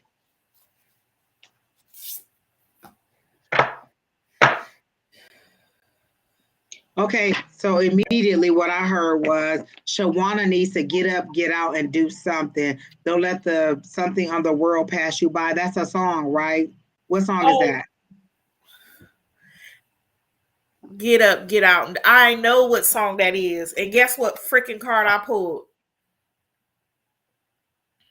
World card.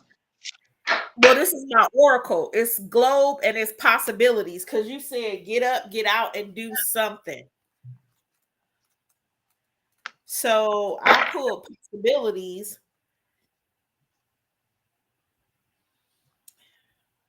You have the world at your fingertips, but you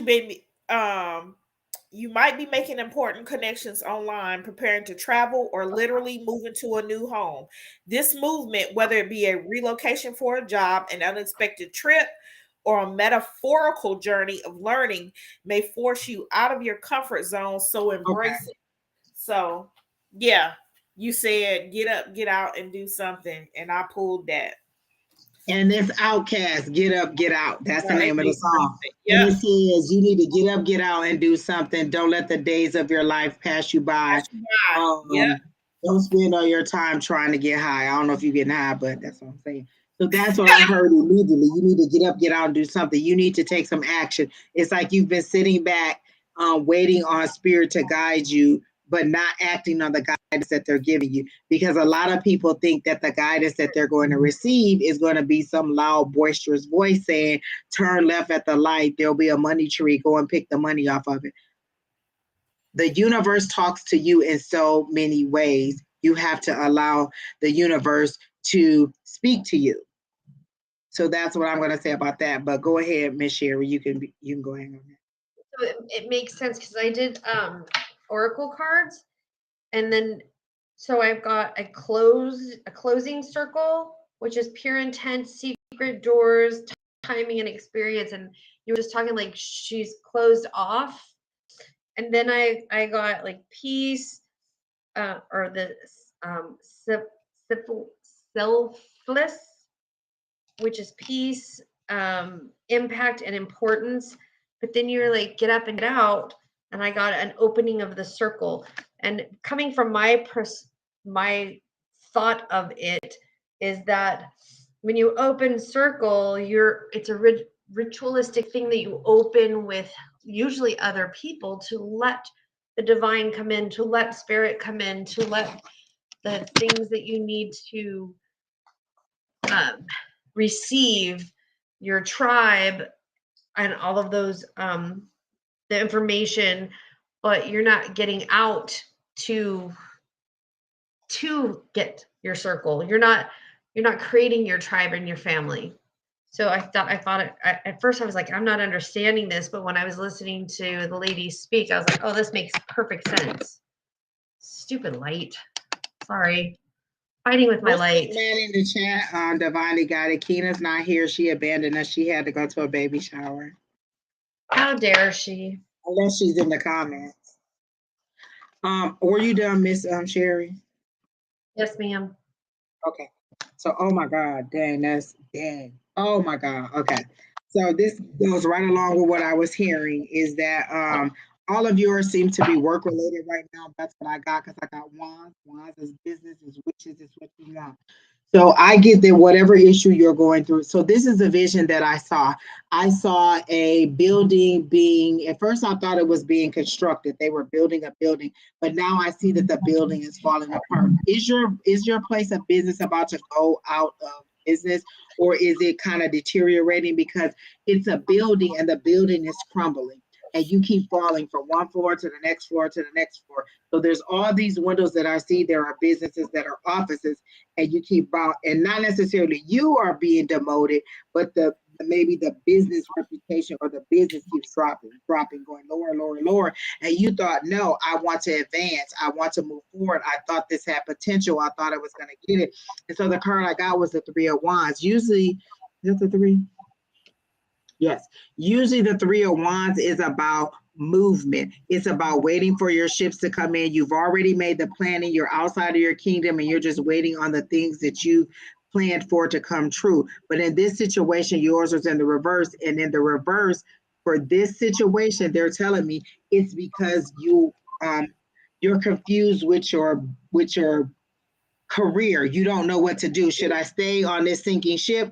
And I heard the word Titanic, or should I jump ship and move to someplace else?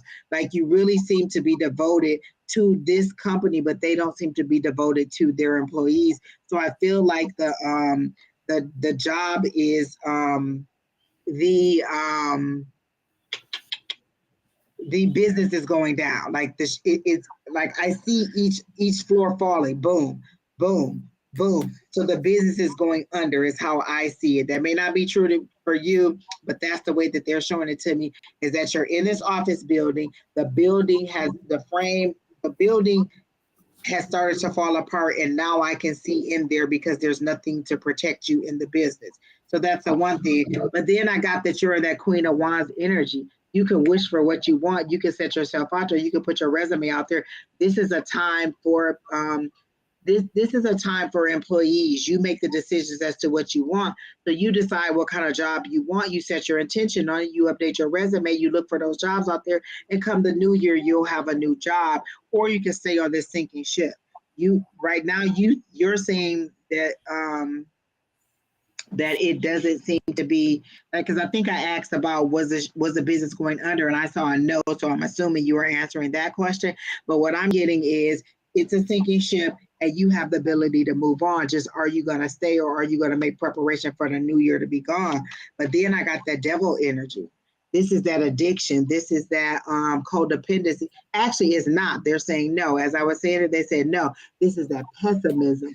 Will I be able to find a job? What about this? What, you're questioning everything. Instead of stepping out there, you're questioning everything and you're holding yourself back. So the reason you're not having any progress moving forward in your business and you keep dropping back is because you have that pessimism about your own self, not about the business, because you seem to be doing very well. It's the business that isn't making the sound decisions, and you are in that pessimistic attitude, and they're saying no. Believe in yourself. Believe in your abilities, believe in your skills, put yourself out there, and you can make better. You can be doing better this time next year than you are doing right now. And then this right here, this is your hard work. I love the way they do the Seven of Pentacles because again, it's all your seeds down here. And what Don pointed out to me last time, well, it's the chakras. It's all of the chakras. You planted all those seeds down there, and then you see it's all taking root and it's growing up and it's coming through a watch on there because that means that your time has come. You've been waiting, and now all those seeds that you planted, all that hard work, it's harvest time. So you decide, are you going to stay on this sinking ship and go down with it? Or are you going to reap the harvest and move forward? Get out of that pessimism and move forward with the skills and abilities that you have where you can be more valued than you are at the current place of employment. So that's what I got for you, Miss Shawana. Sheri already went. Alicia, did you have anything else for her? Mm-hmm. So that's it.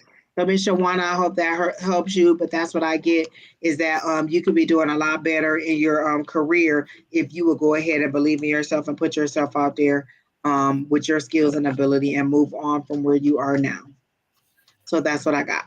So the next person is Devani got it. Can I get a next 3 months? You guys can go ahead. I'm actually just going to do 3 cards of January, February, March, literally.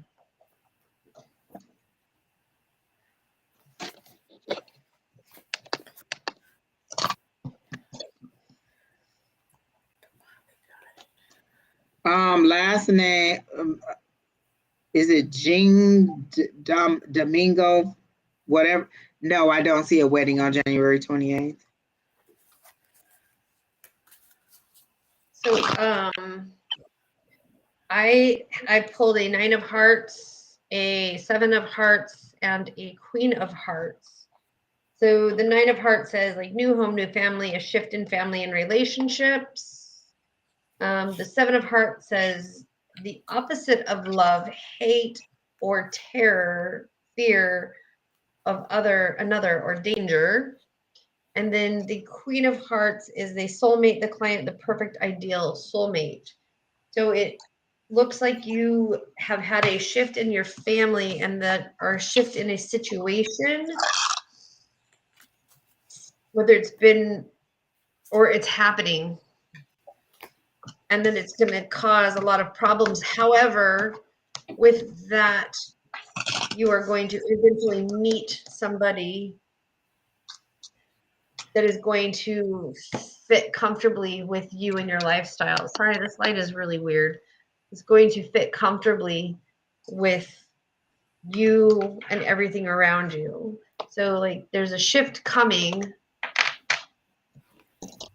How it's going to be in the next 3 months, I don't, people fall in and out of whatever.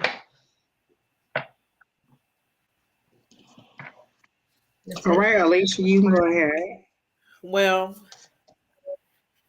my cards lined up with what Sheri was saying because I got 8 of Cups. So she seems like walking away from something. So basically, like she was saying, a shift or something like that.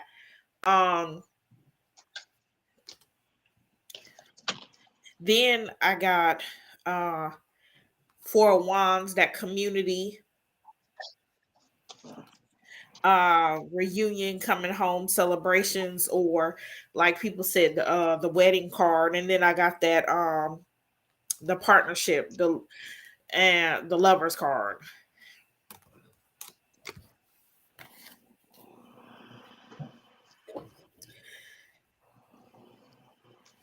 That's what I got. Okay, so I just did a card per month. For January, I got the Queen of Cups.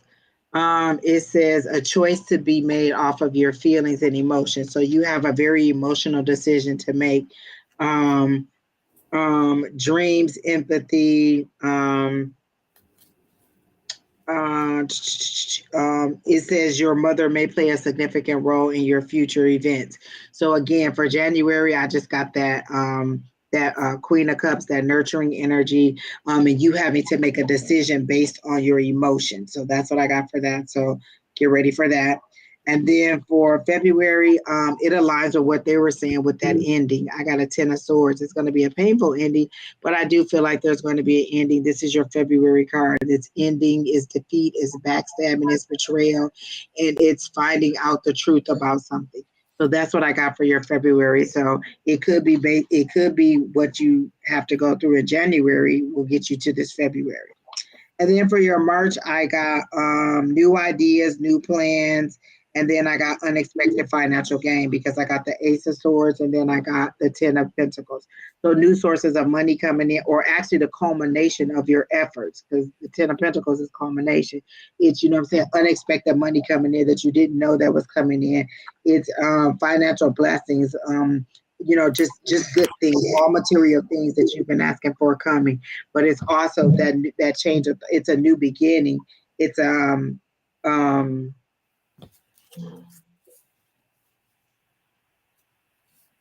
I was just trying to see what else it was saying that it was given for me. So just having that new thought, getting out there, setting ideas, getting started on what you want to do, and making those decisions to move forward, to actively start moving forward in your life, to do the things that you want to do. So for your March, I got that you'll get clarity. That's that Ace of Swords. That's that new thought. That's that, changing your mindset. And then you'll get the culmination with that unexpected windfall or money coming in for you.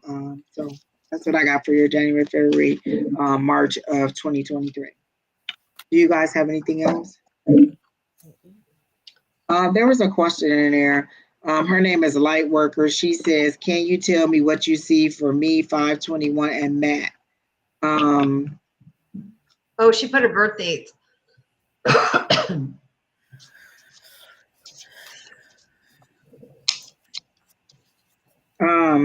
Oh wow. So the card that came out was dreams.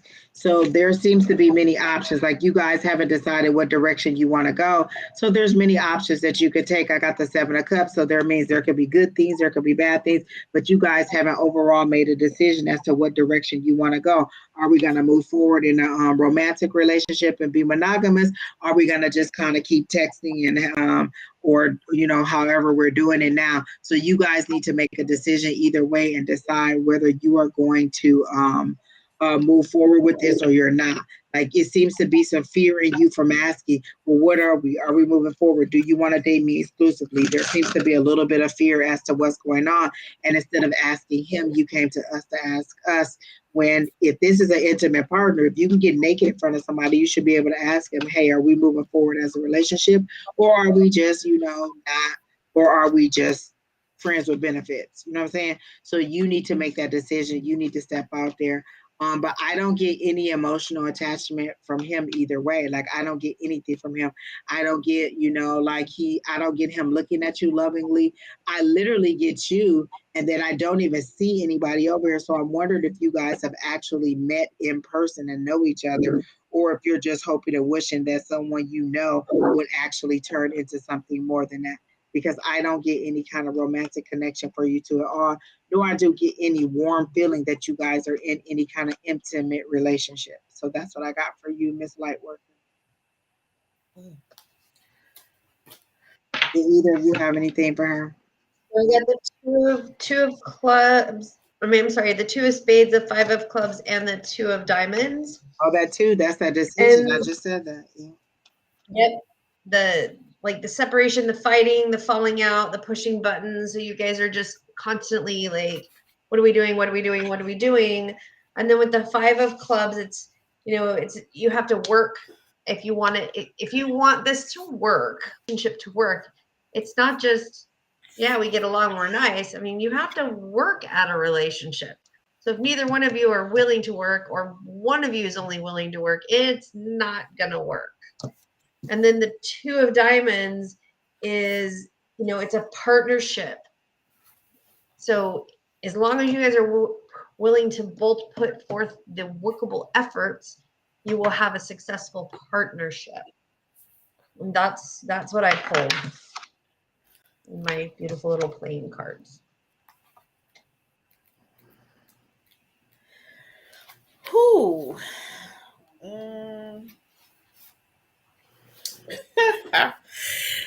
I went to the Moonology manifestation cards. And this one is new moon in Aquarius, open to change. Big changes are forecast, but you need to let events unfold with little steering as possible. So, I mean, what is somebody trying to, how can I say this? Make the relationship a level that it's not. That's what I'm getting. So in you need to be, and I think it's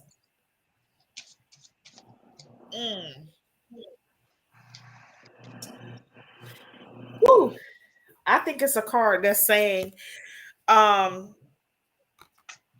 be open to change, to see other people. Don't put all your eggs in that one basket with him.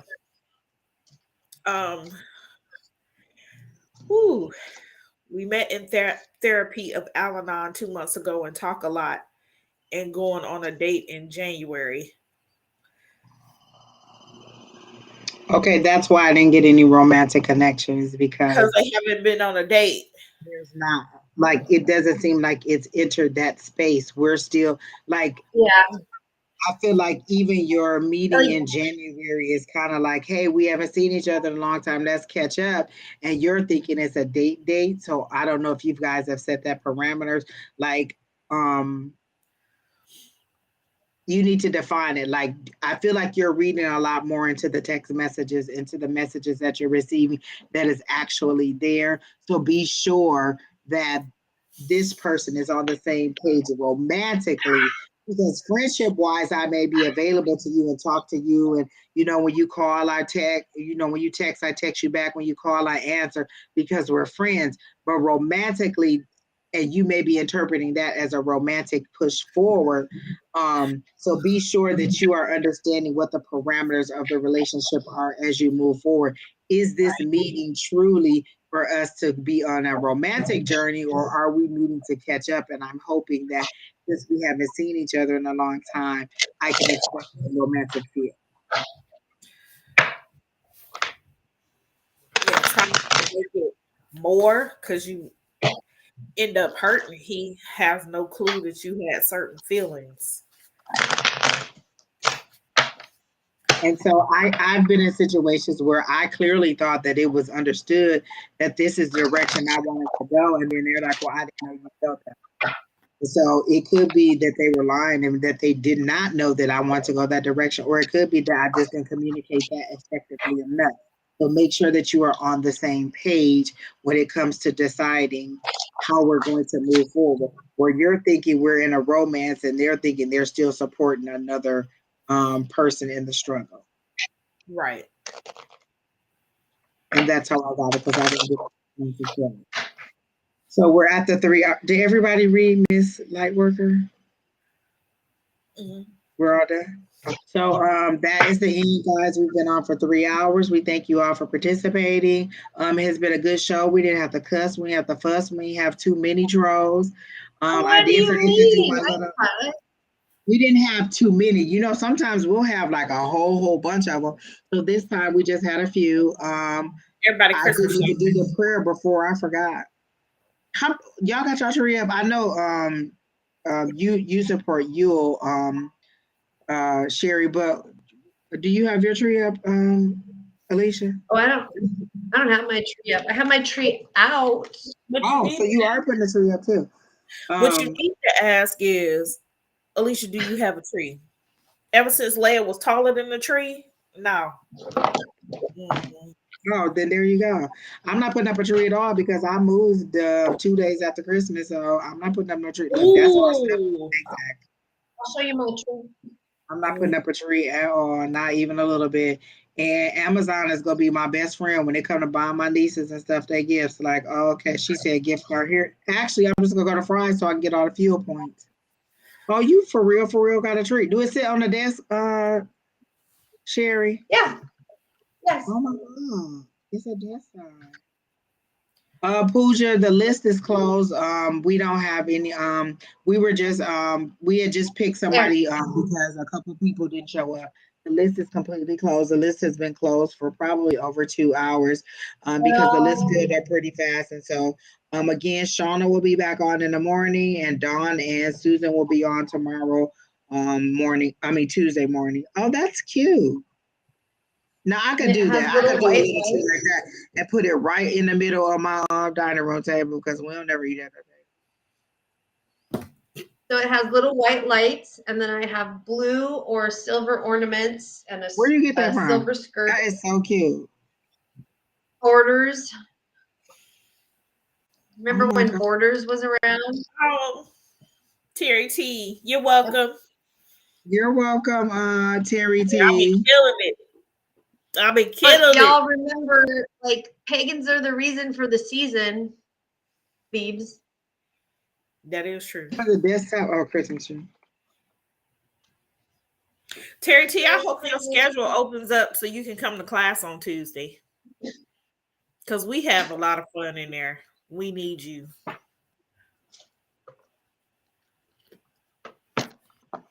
Oh, they got an already decorated one for $17.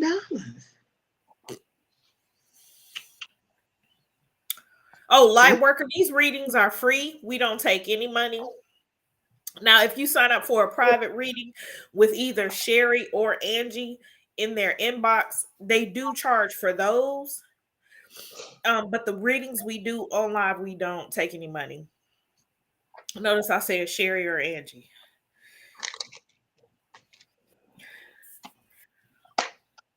Delicious. Look, I'm trying to find out how big this tree is. Oh, it's 18 by 18. Let me see. Oh, that ain't a lot. That ain't big. You don't need a big tree.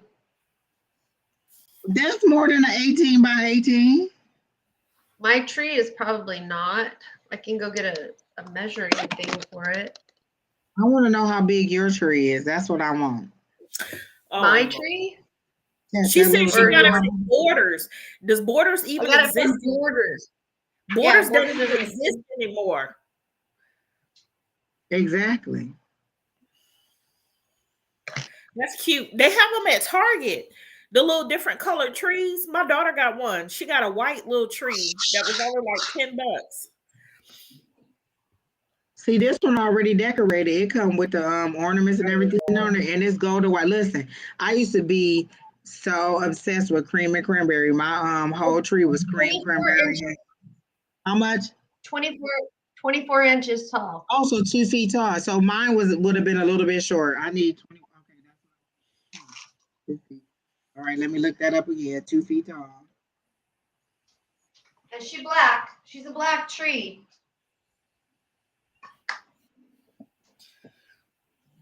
It's black. It's black. Huh. 2 feet of. They got a 2 foot Christmas tree. Wait, is this the tree? Oh wait, that one don't look stable. Hold on. Oh, this one's $7. When I bought that tree, my ex-husband said, "What are you going to do with that?" I said, "I'm putting that up. Try me." Oh, this tree's $7. Oh, Sherry, I'm about to go buy this tree. I think I already got ornaments somewhere. Keena made ornaments and put all our pictures on them. Did y'all know Keena make ornaments like that? Parking lot. Parking lot. Yeah. Oh, I'm about to go buy me a tree. Let me lay this right on up here. It's $7 at Walmart. I'm just gonna walk in and be like, run me that tree. Thank you, Sheri Berry. That solves all my problems. It's just gonna be sitting on top of some on my dining room table because no one ever uses it. I got my first Yule card. Look at that. I used to put my little Christmas cards on there. I used to send out Christmas cards. My Christmas cards used to be so old. It might be July. You might get a Merry Christmas card with the kids' school pictures in it. I was so bad at correspondence.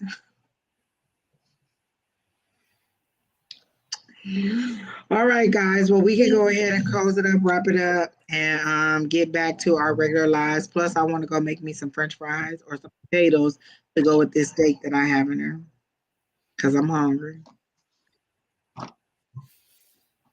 And I might be having Lolo's for Christmas dinner. Oh no, my mama be here, so she about to make some for real food. Oh, shit. You're welcome, Miss Julie. Sherry, I hope you didn't fall or just break something, because all I heard was oh shit.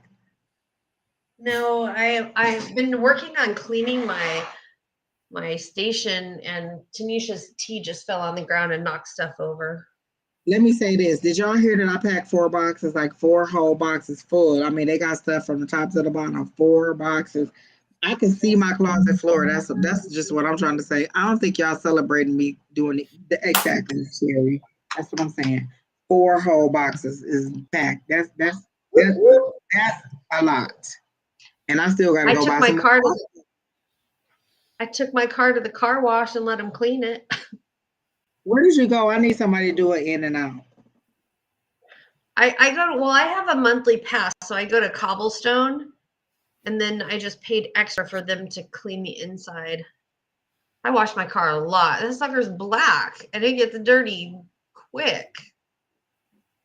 Don't be I looking at me have like several that. friends who have those passes too, but I don't go enough for it to be profitable for, worth the cost for me. I'm I not go paying. once. I go once a week. Once a week. I don't even have time to pull into a place once a week. Just absolutely Oh no. gosh. I have to drive by. I have to drive by 2 of them. So since I drive by, there's one by my allergist office and there's one by one of my properties. So I just drive through once a week. I'm gonna pay for it. I'm gonna use it. And during monsoon Exactly. season, it pays I'm off. not. Okay, let me tell you this. If you think my car too dirty, don't park next to it. Maybe it'll deter you from parking next to it. I'm not Parking paying. lot. We done. We about to go. We about to get off. Parking lot just logged in. We leaving. We leaving right now. Tell parking lot bye. Listen, exactly. Devani got it said she washed her car a handful of times a year.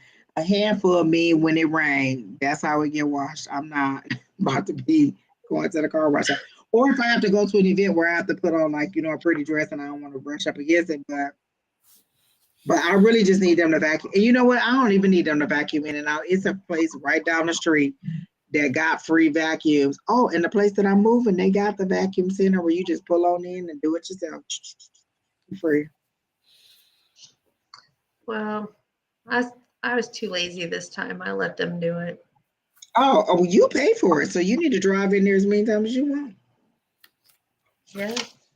You just like I my pay for friend. just She'll the go Monday, external. Wednesday, Friday. I She just don't pay go. for the outside. I just pay for the outside. So Oh no, today I that's paid what for she them to paid do. for too. That's what I'm saying. But I'm not. I just no. That's why I need a husband who just be like, I got the car wash. Thank you. Yeah, I got her petty mani Listen, done yesterday. So her oil change and her tires rotated yesterday. And then I got her hair done, her car today. wash today. So I pampered my Listen, car this weekend. I just can't do it. It just not in my spirit to do it. Look, Lord, this is where I am. What I want is a husband who washes my car. How do I get from where I am now to finding this husband who can get my car washed every week? That's it. I'm just saying, this is where I need to be. That's funny. All right.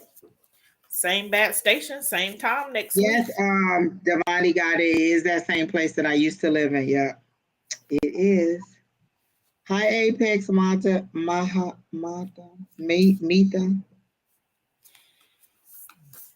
All right, We guys. Well, we're calling it the end of the day.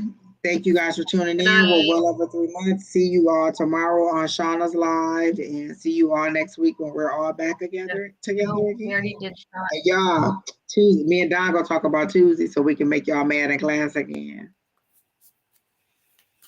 They were so mad at me, Sherry in class. I have a board meeting. Who was mad at you in class on Tuesday? All of them because of the readings I made them do. They were good. They weren't necessarily mad. They were just like, oh my gosh, I can't believe you making me do this. But it was good. I loved it. And we did 2 truths and a lie. And they had to psychically figure out if it was 2 truths and a lie. Oh, I have a board meeting Tuesday. Sorry. But no more classes to the end of the month. That's good. I'm having a packet party, y'all. You just come over with a box and pack. I said, I'm having a packet party. You just come over with a box and start packing. Crystal said no, she was absolutely not coming. You two have a great week. Miss Linda, I feel like I ain't seen you in the chat in so long. Is everything okay? Like, I know I was on Thursday, but I don't recall seeing you on Thursday either. But it's good to see you. It's always good to see you. I'm about to go have me some dinner because I'm starving. So see you all later this week. Bye. I'm gonna go play